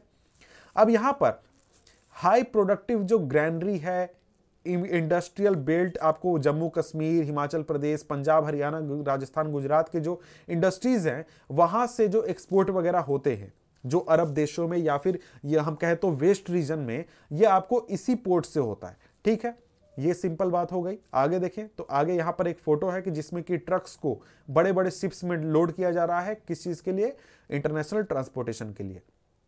इसके बाद अगला पोर्ट यहां पर बात की गई है मुंबई की। मुंबई जो है ये बिगेस्ट पोर्ट है जहां पर ये एक तरीके से नेचुरल और वेल शेल्टर्ड हार्बर है और यहां पर मुंबई में जो जवाहरलाल नेहरू पोर्ट है इसको एक तरीके से बनाया इसलिए गया था ताकि मुंबई पोर्ट पर जो लोड है उसको कम किया जा सके, डीकंजेस्ट किया जा सके, और साथ में इस रीजन में हब पोर्ट का भी एक तरीके से पर्पस फुलफिल करता है। कौन? जवाहरलाल नेहरू पोर्ट। और जो यहां पर अगर बात करें तो आगे यहां पर बात है मर्मगांव पोर्ट की बात की जा रही है। मर्मगांव जो पोर्ट है ये एक तरीके से मेनली आयरन और एक्सपोर्ट करने के लिए यूज किया जाता है। मर्मगांव पोर्ट गोवा में है, ठीक है। इसके बाद ही ये पोर्ट जो है ये इंडिया के आयरन और एक्सपोर्ट का 50% एक्सपोर्ट मर्मगांव पोर्ट से होता है, ठीक है। इसके अलावा न्यू मैंगलोर पोर्ट है जो कि कर्नाटक में है, जो कि आयरन और आपको एक्सपोर्ट करने के लिए यूज करता है। कहां से? कुद्रेमुख माइन से। इसके अलावा कोची जो है वो साउथ वेस्टर्न पोर्ट है, एक्सट्रीम साउथ वेस्टर्न, मतलब आपको नीचे के इलाके में है। आपको मैप में आपको पता चल जाएगा कहां पर है। और ये एक तरीके से नेचुरल हार्बर, आपको लगून क्या होता है? लगून एक तरीके से शेप होता है इस तरीके से, आपको लगून के इंस्टेंस पर ये एक तरीके से टिका हुआ है, ठीक है। आगे देखते हैं और क्या है भैया। Moving along the east coast you will find the extreme south east port of Tuticorin. Tuticorin post आपको ईस्टर्न रीजन में देखने को मिल जाएगा। और ये जो पोर्ट है ये नेचुरल हार्बर है, यहाँ पर नेचुरल हार्बर मौजूद है। मतलब नेचुरल मतलब कि सी पोर्ट एक तरीके से यहाँ पर आर्टिफिशियली बनाना नहीं पड़ा, नेचुरली मौजूद था। और इसके साथ ही यहाँ पर ट्रेड भी काफ़ी अच्छा देखने को मिलता है। बहुत अलग अलग तरीके के ट्रेड यहाँ से होते हैं। आपको अलग पड़ोसी देशों जैसे श्रीलंका, मालदीव्स के साथ ट्रेड होता है, और इसके साथ ही इंडिया के दूसरे कोस्टल रीजन के साथ। आगे बात करें तो आगे यहाँ पर चेन्नई की बात की जा रही है। चेन्नई जो है इंडिया का one of the oldest artificial port है। आर्टिफिशियल पोर्ट मतलब यहाँ पर बनाया गया है पोर्ट, नेचुरली पोर्ट नहीं है। इसके अलावा मुंबई के बाद वॉल्यूम के मामले में ये सेकेंड नंबर पर आता है चेन्नई पोर्ट, और इसके बाद है विशाखापट्टनम पोर्ट जो कि डीपेस्ट लैंडलॉर्ड और वेल प्रोटेक्टेड पोर्ट है। ये सारी चीज़ें उतनी ज़्यादा इंपॉर्टेंस नहीं रखती हैं, लेकिन पॉइंट के रूप में इसको ध्यान रखिएगा कि आपको अगर विशाखापट्टनम के बारे में पूछ दे, मुंबई के बारे में पूछ दे वन लाइनर में या फिर किसी और तरीके से, तो आप आंसर कर सकें। अब ये जो पोर्ट है ये ओरिजिनली बनाया गया था आयरन और एक्सपोर्ट के लिए। पारादीप पोर्ट जो है ये उड़ीसा में है, ये आयरन और का एक्सपोर्ट करने के लिए यूज़ किया जाता है। कोलकाता एक इनलैंड रिवराइन पोर्ट है। इनलैंड रिवराइन पोर्ट कहने का मतलब क्या है? मतलब यहाँ पर है कि देखिए यहाँ पर अगर आप देखें तो कोलकाता जो शहर है वो आपको कंप्लीट यहाँ पर सी के किनारे नहीं है, बल्कि यहाँ पर रिवर के जरिए यहाँ पर रिवर आता है, और यहाँ पर समुद्र रिवर का यूज़ करके शिप्स जो हैं वो कोलकाता तक पहुँचते हैं। मतलब क्लियर है कि भाई वो नदी के किनारे शहर है, और वो नदी के किनारे आते हैं, नदी के जरिए शिप्स जो हैं वो समुद्र के अंदर जाते हैं, ठीक है। और ये जो पोर्ट है ये आपको गंगा ब्रह्मपुत्र जो बेसिन है, यानी जो पूरा यूपी, बिहार, झारखंड या फिर जो आपको ऊपर के इलाके जो रीजन है, इस सभी इलाके के आपको जो एक्सपोर्ट है वो इसी पोर्ट के जरिए होता है, ठीक है।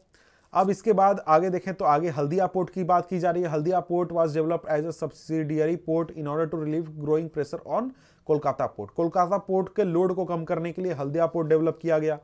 ये भी ठीक है। तो इंपॉर्टेंट पोर्ट्स यहां पर हो गए। इंपॉर्टेंट पोर्ट्स के बारे में ध्यान रखिएगा कौन कौन है। आगे हमारे सामने है एयरवेज। एयरवेज की बात करें तो एयरवेज के बारे में आपको पता है कि जो एयर ट्रैवल है वो एक तरीके से फास्टेस्ट, मोस्ट कंफर्टेबल और प्रेस्टिजियस मोड ऑफ ट्रांसपोर्ट है, कि भाई सबसे जल्दी पहुंचना है एयरवेज का इस्तेमाल कीजिए, आपको सबसे कंफर्टेबल पहुंचना है एयरवेज का इस्तेमाल कीजिए, और सबसे शानो शौकत ठाठ के साथ कहीं पहुंचना है तो एयरवेज का इस्तेमाल कीजिए, ठीक है। और एयरवेज में फायदा यह है कि यहां पर हमें टेरेन वगैरह से कोई मतलब नहीं होता है। क्यों नहीं मतलब होता है? क्योंकि अगर हम देखें तो टेरेन से हमें मतलब इस वजह से नहीं होता है क्योंकि रास्ते में कुछ भी रहे हम लोग को क्या मतलब, हम लोग को हवा में उड़ के जाना है। हमें सिर्फ एक जगह पर जहां से हम चले वहां पर एयरपोर्ट चाहिए, और जहां पर हमें उतरना है वहां पर एयरपोर्ट चाहिए। बाकी बीच में क्या है हमें कोई फर्क नहीं पड़ता है, ठीक है। तो यहां पर वही कि भाई टेरेन से जैसे कि high mountain, dreary desert, dense forest, इन सभी चीज़ों से हमें कोई मतलब नहीं होता है।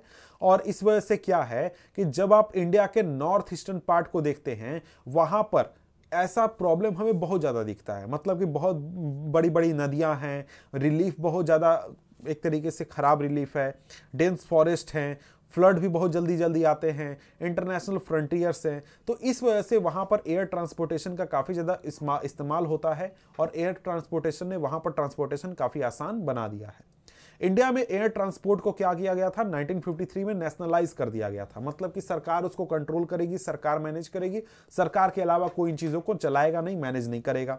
और यहाँ पर नेशनलाइज किया गया तो कंपनियां बनाई गई, कौन कौन सी, एयर इंडिया, और इसके साथ ही पवन हंस है एक, जो कि हेलीकॉप्टर सर्विस प्रोवाइड करता है। और एयर इंडिया जो है वो डोमेस्टिक और इंटरनेशनल एयर सर्विसेज प्रोवाइड करता है, वहीं जो पवन हंस है ये हेलीकॉप्टर सर्विसेज प्रोवाइड करता है oil and natural gas corporation को ऑफशोर ऑपरेशन में, मतलब कि जो समुद्र के अंदर जो मतलब मेन जमीन से हटकर समुद्र में जो ऑयल फील्ड वगैरह हैं वहां पर पवन हंस के जरिए ट्रांसपोर्टेशन का काम किया जाता है। इसके अलावा जो इनएक्सेसिबल एरियाज हैं, जहां पर गाड़ियां नहीं जा सकती हैं, ट्रांसपोर्टेशन रेलवे वगैरह नहीं जा सकता है, वहां पर भी आप यूज करते हैं किस चीज का, हेलीकॉप्टर्स का या फिर एयरप्लेन्स का। जैसे कि आपको नॉर्थ ईस्टर्न स्टेट हो गए या फिर जम्मू कश्मीर के इंटीरियर रीजन हो गए, हिमाचल प्रदेश उत्तराखंड के रीजन हो गए, ये आपको यहां पर एयरप्लेन्स या फिर हेलीकॉप्टर्स का काफी ज्यादा उपयोग होता है। Air travel is not within the reach of the common people. It is only in the northeastern state that special provisions are made to extend the services to common people. कि भाई north eastern region में Airways को सस्ता बनाने या फिर उसको चलाने का कोशिश काफ़ी किया जा रहा है। अब यहाँ पर ये सवाल उठता है, क्वेश्चन आया भी है पहले, कि भाई जो हमारा नॉर्थ ईस्टर्न रीजन है यहाँ पर एयरवेज क्यों ज़्यादा यूज़ किया जाता है, क्यों ज़्यादा फायदेमंद है, क्यों इसको बढ़ावा दिया जा रहा है। ये आपको 2014 में ये क्वेश्चन आया था कि देखिए, why is air travel preferred in the north eastern states of India, explain. Answer लिख सकते हैं क्योंकि वहां पर हमारा टेरेन रेलवेज या फिर रोडवेज के कंफर्ट में नहीं है, हम लोग को टेरेन से मतलब नहीं होता है एयरवेज में, एक तरीके से वहां पर इस तरीके के पॉइंट बनाकर लिख सकते हैं। ठीक है, अब यहाँ पर आगे देखें तो आगे हमारे सामने कम्युनिकेशन आ जाता है। तो हम पहले ही देख चुके हैं कि भैया देखो, जो कम्युनिकेशन है ये भी काफ़ी ज़्यादा इंपॉर्टेंट है, ट्रांसपोर्टेशन के साथ, ट्रेड के साथ ये भी आपको काफ़ी इंपॉर्टेंट हो जाता है, क्योंकि ट्रांसपोर्टेशन और कम्युनिकेशन मिलकर ही ट्रेड को आसान बना पाते हैं और हमारा जो पूरा एक तरीके से ट्रांसपोर्टेशन है वो सफल हो पाता है। तो देखिए, जब से ह्यूमंस आए हैं अर्थ पर, इन्होंने अलग अलग तरीके के कम्युनिकेशन का इस्तेमाल किया है। लेकिन आज के समय में अगर हम बात करें तो आज के समय में अगर हमें लॉन्ग डिस्टेंस आपको कम्युनिकेशन करना है तो जितना आसान आज है उतना आज के 100, 200, 500 साल पहले नहीं था। पहले क्या होता था कि लोग, कोई एक संदेश वाहक होता था जो कि चिट्ठी लेकर जाता था कहीं, तब हमारा कम्युनिकेशन हो पाता था लंबी दूरी पर। लेकिन आज के समय में क्या है, हम टेलीफोन का यूज कर सकते हैं, इंटरनेट का यूज कर सकते हैं, और भी तरीके से हम क्या कर सकते हैं, कम्युनिकेशन कर सकते हैं लंबी दूरी तक, और हमें कहीं भी जाने की जरूरत नहीं, किसी को भेजने की जरूरत नहीं है, किसी भी तरीके की कोई प्रॉब्लम लेने की कोई जरूरत नहीं है। ठीक है, अब देखिए, पर्सनल कम्युनिकेशन की बात करें या फिर कम्युनिकेशन की बात करें तो कम्युनिकेशन दो प्रकार के होते हैं। पहला तो आपका होता है पर्सनल कम्युनिकेशन और दूसरा होता है मास कम्युनिकेशन। पर्सनल कम्युनिकेशन मतलब कि मैं आपसे बात करूं, मैं किसी और से बात करूं, एक 1 to 1 जब कम्युनिकेशन होगा वो हमारा पर्सनल हो गया। लेकिन मास कम्युनिकेशन, जैसे मैं यहां पर बैठकर कर रहा हूं, मैं एक आदमी हूं जो कि कुछ बोल रहा हूं और आप लोग हजारों की संख्या में, लाखों की संख्या में हैं जो कि इस वीडियो को देखिएगा, तो मैंने क्या किया, मैंने मास कम्युनिकेशन किया। इसी तरीके से जो टीवी होता है, जो इंटरनेट होता है, वो क्या होता है, मास कम्युनिकेशन का जरिया होता है, जहां पर एक व्यक्ति हजारों की संख्या में लोगों से बात कर सकता है, लाखों की संख्या में लोगों से बात कर सकता है। प्रधानमंत्री आते हैं, टीवी पर भाषण देते हैं और उसको पूरे देश के करोड़ों की संख्या में लोग जो है वो उस वीडियो को या फिर उस पूरे लाइव टेलीकास्ट को देखते हैं। तो क्या है, ये एक तरीके से मास कम्युनिकेशन का जरिया है।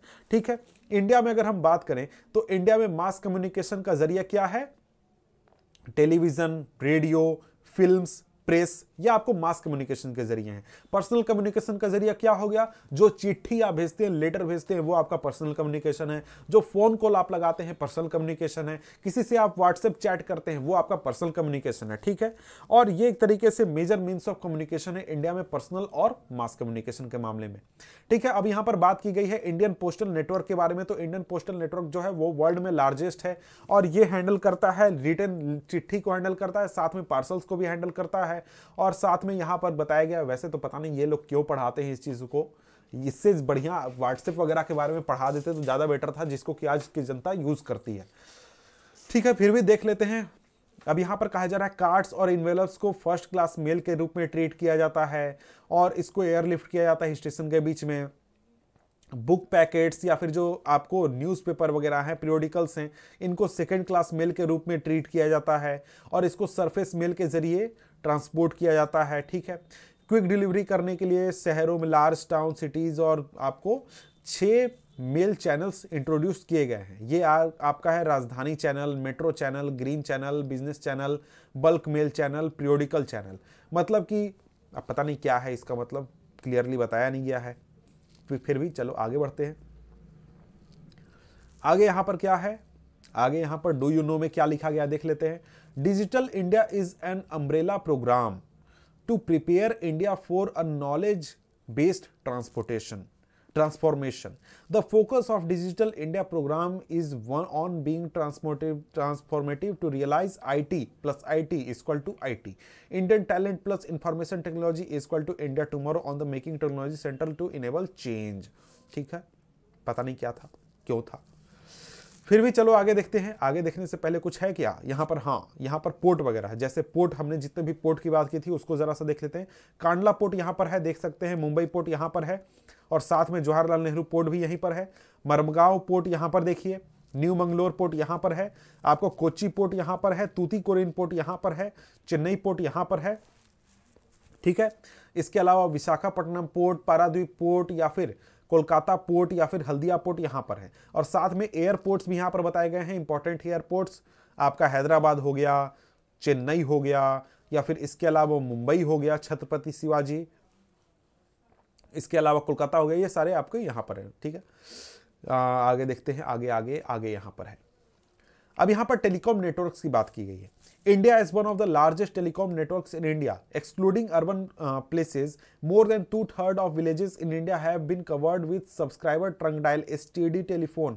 मतलब जो पहले तार वाला फोन आता था ना, उसकी बात हो रही है। पता नहीं टावर वाले फोन की क्यों बात हो रही है भैया, टावर की बात करो, मोबाइल फोन कम्युनिकेशन की बात करो,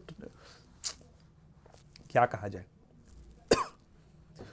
आगे कहा जा रहा है, in order to strengthen the flow of information from grass root to higher level, the government has made special provision to extend 24 hour STD facility to every village in the country. हर गांव में STD facility पहुंचाने की बात की है सरकार ने, उसके लिए काम भी किया। There is a uniform rate of STD facilities all over India. It has been made possible by integrating the development in space technology and communication technology. ठीक है, आगे यहां पर कहा जा रहा है, mass communication provide entertainment and create awareness among people about various national programme and policies. Mass communication क्या हो गया, जहां पर सरकार के लोग अगर भाषण देते हैं, एक व्यक्ति बोलता है, हजारों की संख्या में लोग सुनते हैं। जैसे मैं क्या कर रहा हूँ, मास कम्युनिकेशन कर रहा हूँ। तो मास कम्युनिकेशन क्या करता है, आपको अवेयरनेस जगाता है नेशनल प्रोग्राम के बारे में, पॉलिसी के बारे में। और इसमें आता है आपका radio, television, newspaper, magazine, book, films, ये सारी चीज़ें आती हैं। और रेडियो में आपका ऑल इंडिया रेडियो जो है वो बहुत सारे प्रोग्राम चलाता है नेशनल, रीजनल और लोकल लैंग्वेजेस में, अलग अलग तरीके के लोगों के लिए। और ये पूरे इंडिया में आपको डिफरेंट पार्ट्स में फैले हुए हैं। मतलब लगभग हर शहर में आपको दूरदर्शन का एक सेंटर मिल जाएगा, जहां पर आकाशवाणी का काम होता है, दूरदर्शन का काम होता है। और दूरदर्शन जो कि नेशनल टेलीविजन चैनल है इंडिया का, ये एक तरीके से लार्जेस्ट टेरेस्ट्रियल नेटवर्क है पूरे वर्ल्ड में। और ये बहुत तरीके के प्रोग्राम चलाता है, एंटरटेनमेंट, एजुकेशनल, स्पोर्ट्स से जुड़े हुए प्रोग्राम चलाता है, और अलग अलग एज ग्रुप के लोगों के लिए भी चलाता है। ठीक है, और इंडिया जो है, इंडिया में मास कम्युनिकेशन में न्यूज़पेपर और पीरियोडिकल्स भी बहुत बड़ी संख्या में छपते हैं। और वैसे शायद मेरे ख्याल से कि वर्ल्ड में सबसे ज़्यादा छपते हैं, ये मैं श्योर नहीं हूँ। अब यहाँ पर कहा जा रहा है कि they are of different type depending upon their periodicity. मतलब कि अलग अलग तरीके से छपते हैं। जैसे न्यूज़पेपर इंडिया में आपको 100 लैंग्वेजेस और डायलेक्ट्स में छपते हैं। और इसके साथ ही क्या आपको पता है कि जो न्यूज़पेपर हैं हमारे देश में जो पब्लिश होते हैं वो हिंदी में सबसे ज़्यादा होते हैं। इसके अलावा इसके बाद इंग्लिश है, उर्दू में बहुत ज़्यादा होते हैं। और इंडिया में सबसे बड़ी संख्या में फीचर फिल्म्स बनते हैं, मतलब जो मूवीज़ बनते हैं वो इंडिया में सबसे ज़्यादा बनते हैं। इंडिया में बहुत बड़ी संख्या में शॉर्ट फिल्म्स भी बनते हैं। और इसके अलावा video short films, feature films बनते हैं। और इसके अलावा इंडिया में जो मूवीज़ के ऊपर कंट्रोल रखता है क्वालिटी के ऊपर, ये रखता है central board of film certification. ये एक तरीके से किसी भी मूवी को पास करता है कि मूवी को दिखाना चाहिए या फिर नहीं दिखाना चाहिए।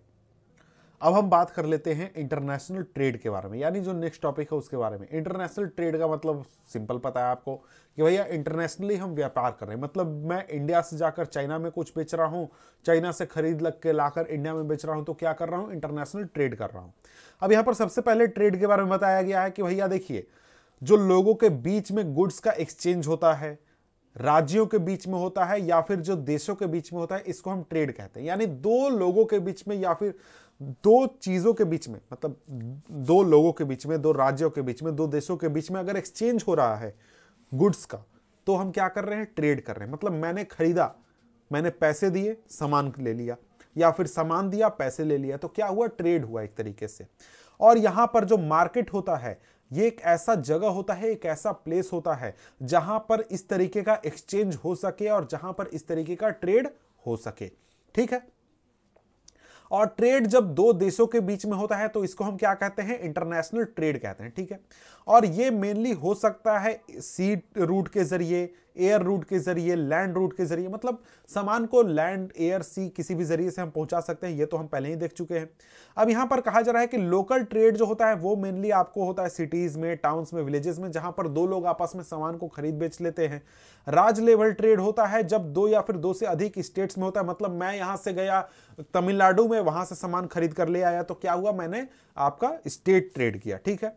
इसके अलावा अगर हम बात करें, जब हम चाइना से, अमेरिका से, यूरोप से खरीद कर सामान लाएंगे, तो हमने क्या किया, इंटरनेशनल ट्रेड किया, जहां पर हम क्या करते हैं, दूसरे देश के साथ व्यापार करते हैं। अब यहां पर कहा जा रहा है कि advancement of international trade of a country is an index to its economic prosperity. यहां पर कहा जा रहा है कि भाई देश हमारा जितना ज्यादा इंटरनेशनल ट्रेड करेगा, जितना ज्यादा अच्छी तरीके से करेगा, तो उसके हिसाब से हमको क्या कहा जाएगा, डेवलप कहा जाएगा। मतलब कि हमारे देश का अगर इंटरनेशनल ट्रेड अच्छा है, हमारा देश डेवलप है, खराब है, नहीं डेवलप है। एग्जाम्पल फिर वही चीन का लेते हैं। चाइना की बात करें तो चाइना हमसे करीब आप कह सकते हैं कि 10 गुना ज्यादा ट्रेड करता है, इंटरनेशनल ट्रेड। तो क्या वो हमसे ज्यादा डेवलप है? जी हाँ, हमसे वो बहुत ज्यादा डेवलप है। ठीक है। Therefore considered the economic barometer of a country। मतलब इकोनॉमिक्स नापने का एक जरिया है इंटरनेशनल ट्रेड। ठीक है। अब यहां पर कहा जा रहा है कि as the resources are space bound, no country can survive without international trade. अब यहां पर कहा जा रहा है कि भाई देखिए, किसी भी देश, कोई भी देश बिना इंटरनेशनल ट्रेड के नहीं रह सकता है। क्यों नहीं रह सकता है? क्योंकि उसके पास उसकी जरूरत की सारी रिसोर्सेज उसके पास अवेलेबल नहीं है। इस वजह से, जैसे आज अगर हम इंडिया को देखें तो इंडिया में आप हर चीज को प्राप्त खुद से नहीं कर सकते हैं। जैसे हम कंप्यूटर्स खुद नहीं बनाते हैं तो हम विदेशों से लाते हैं, हम मोबाइल्स खुद नहीं बनाते हैं, विदेशों से लाते हैं। अब बोलेगा सर मोबाइल तो आप खुद बना सकते हैं, काहेला हम विदेश से लाएंगे? नहीं बबुआ, नहीं ला सकते हैं, नहीं बना सकते हैं, बना सकते हैं, लेकिन मोबाइल बनाने में जो सामान लगता है ना छोटा छोटा, वो तुम्हारे देश में नहीं पाया जाता है, वो चाइना में पाया जाता है, जापान में पाया जाता है, या फिर दूसरे देशों में पाया जाता है। इस वजह से तुम बिना इंटरनेशनल ट्रेड किए तुम सरवाइव नहीं कर सकते हो। ठीक है। और ट्रेड में हम करते क्या हैं, एक्सपोर्ट करते हैं, इंपोर्ट करते हैं। या तो सामान को खरीदते हैं, मतलब खरीद के लाते हैं, या फिर बेचते हैं, जाकर पहुंचाते हैं। और यहां पर कहा जा रहा है कि the balance of trade of a country is the difference between its export and import. अब ये बैलेंस ऑफ ट्रेड क्या है? आपने क्या किया, 100 रुपए का सामान खरीदा विदेशों से और 120 रुपए का बेच दिया, तो क्या हुआ, आपका बैलेंस ऑफ ट्रेड सरप्लस हुआ। मतलब आप प्रॉफिट में हैं। आपने 100 रुपए का खरीदा, मतलब समझे, आपने 100 रुपए दिए विदेश में किसी देश को और 120 रुपए का सामान बेचा, मतलब 120 रुपए आपके पास आए, तो आपके पास 20 रुपए एक्स्ट्रा आया ना, ये हो गया आपका ट्रेड सरप्लस। मतलब आपका बैलेंस ऑफ ट्रेड क्या है, सरप्लस है। इसको उल्टा कर देते हैं, आपने 120 रुपए का खरीदा और 100 रुपए का बेचा, आपको 20 रुपए का लॉस हुआ, तो ये ट्रेड बैलेंस ऑफ ट्रेड क्या है, निगेटिव में है। ठीक है। When the value of export exceeds the value of import, it is called favorable balance of trade, जिसको कि ट्रेड सरप्लस भी हम कहते हैं, ठीक है। On the contrary, if the value of import exceeds the value of export, it is called unfavorable balance of trade या फिर negative trade भी हम कहते हैं। India has trade relation with all the major trading blocks and all geographical regions of the world. India सभी इलाकों से trade करता है, सभी देशों से करता है। जो कमोडिटीज एक्सपोर्ट करते हैं इंडिया से, उसमें क्या आते हैं, जेम्स हम एक्सपोर्ट करते हैं, ज्वेलरी करते हैं, केमिकल्स रिलेटेड प्रोडक्ट्स, और इसके अलावा आपका एग्रीकल्चर या फिर एग्रीकल्चर जुड़े हुए प्रोडक्ट को हम क्या करते हैं, एक्सपोर्ट करते हैं। और जो चीजें हम इंपोर्ट करते हैं इंडिया में वो क्या है, पेट्रोलियम, क्रूड या फिर क्रूड प्रोडक्ट हो गए, या फिर जेम्स हो गए, ज्वेलरी हो गए, केमिकल्स हो गए, इसके अलावा बेस मेटल्स हो गए, इलेक्ट्रॉनिक आइटम हो गए, मशीनरी हो गए, एग्रीकल्चर और एग्रीकल्चर जुड़े हुए चीजें जो हैं, ये सारी चीजें क्या हैं, हम इंपोर्ट करते हैं।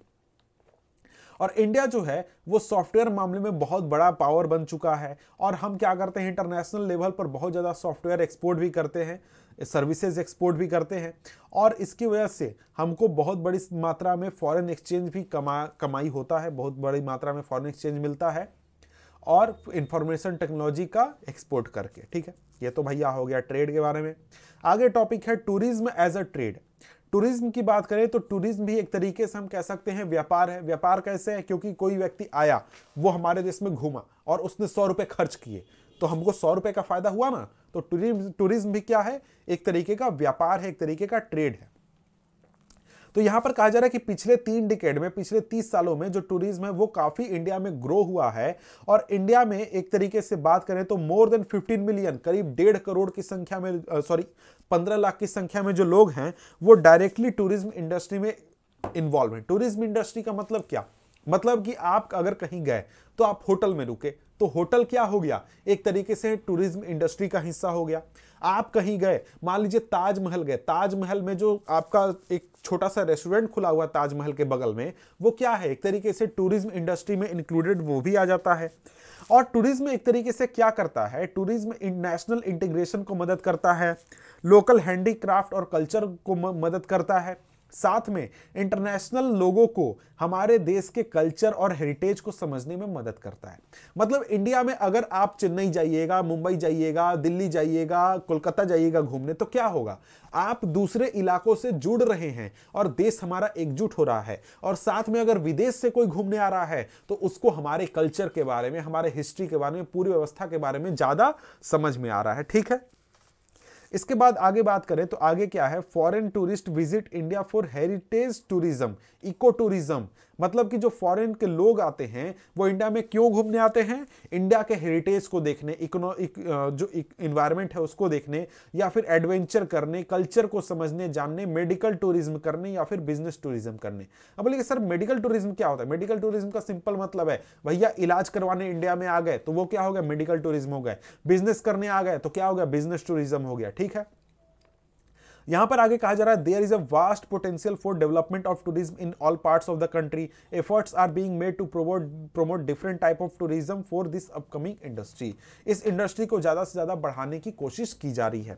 अब वैसे देखिए यहां पर ये जो हमारा चैप्टर है ये तो कंप्लीट हो गया, लेकिन हम क्या करते हैं शॉर्ट में कुछ इंपॉर्टेंट पॉइंट्स, कुछ इंपॉर्टेंट क्वेश्चंस को मैं डिस्कस कर देता हूं, बता देता हूं क्वेश्चंस को, जिनको कि आप देख लीजिएगा, जो कि आपसे एग्जामिनेशन में पूछे जा सकते हैं। वैसे तो मैंने पहले ही बता दिया गया भाई जितने मोड ऑफ ट्रांसपोर्टेशन है उसके 3-4 आपको इंपॉर्टेंट फीचर्स और 3-4 ड्रॉबैक्स या फिर प्रॉब्लम्स आप देख लीजिएगा। तो आपको रोड ट्रांसपोर्ट से जुड़ा हुआ प्रॉब्लम पूछा गया था पीछे क्वेश्चंस में। रेलवेज के बारे में 3 एडवांटेजेस पूछे गए थे, 2016 में पूछा गया था।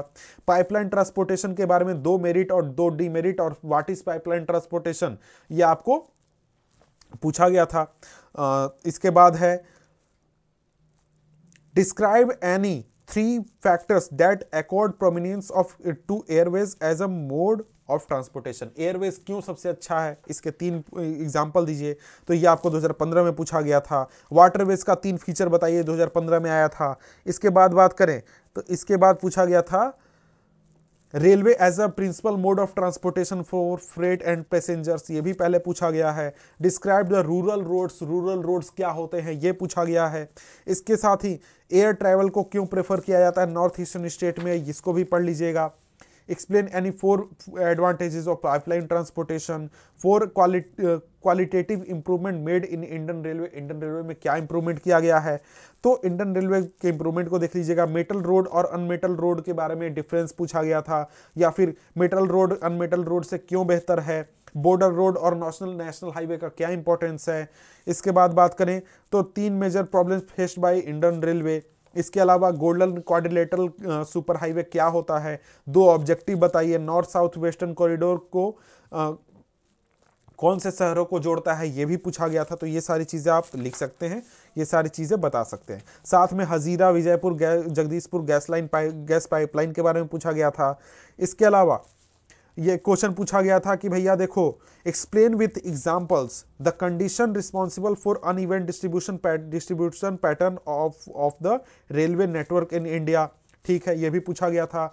रोड नेटवर्क का 5 मेरिट पूछा गया था। इसके साथ ही बॉर्डर रोड का सिग्निफिकेंस पूछा गया था, ये तो एनसीईआरटी का क्वेश्चन है। ठीक है, described any 5 major problems faced by road transportation, ये भी पूछा गया था। तो इस तरीके से काफी सारे क्वेश्चंस हैं, इन सारे क्वेश्चंस को आप कर लीजिएगा। मतलब सभी जो पूरा चैप्टर हमने पढ़ा, पूरे चैप्टर के आप क्या पढ़िएगा, जितने भी मोड ऑफ ट्रांसपोर्टेशन थे उसके मेरिट्स डिमेरिट, उसका एक्सप्लेनेशन सभी का सभी आप समझ लीजिएगा, पढ़ लीजिएगा। तो ठीक है, मिलते हैं अगले वीडियो में, तब तक के लिए गुड बाय।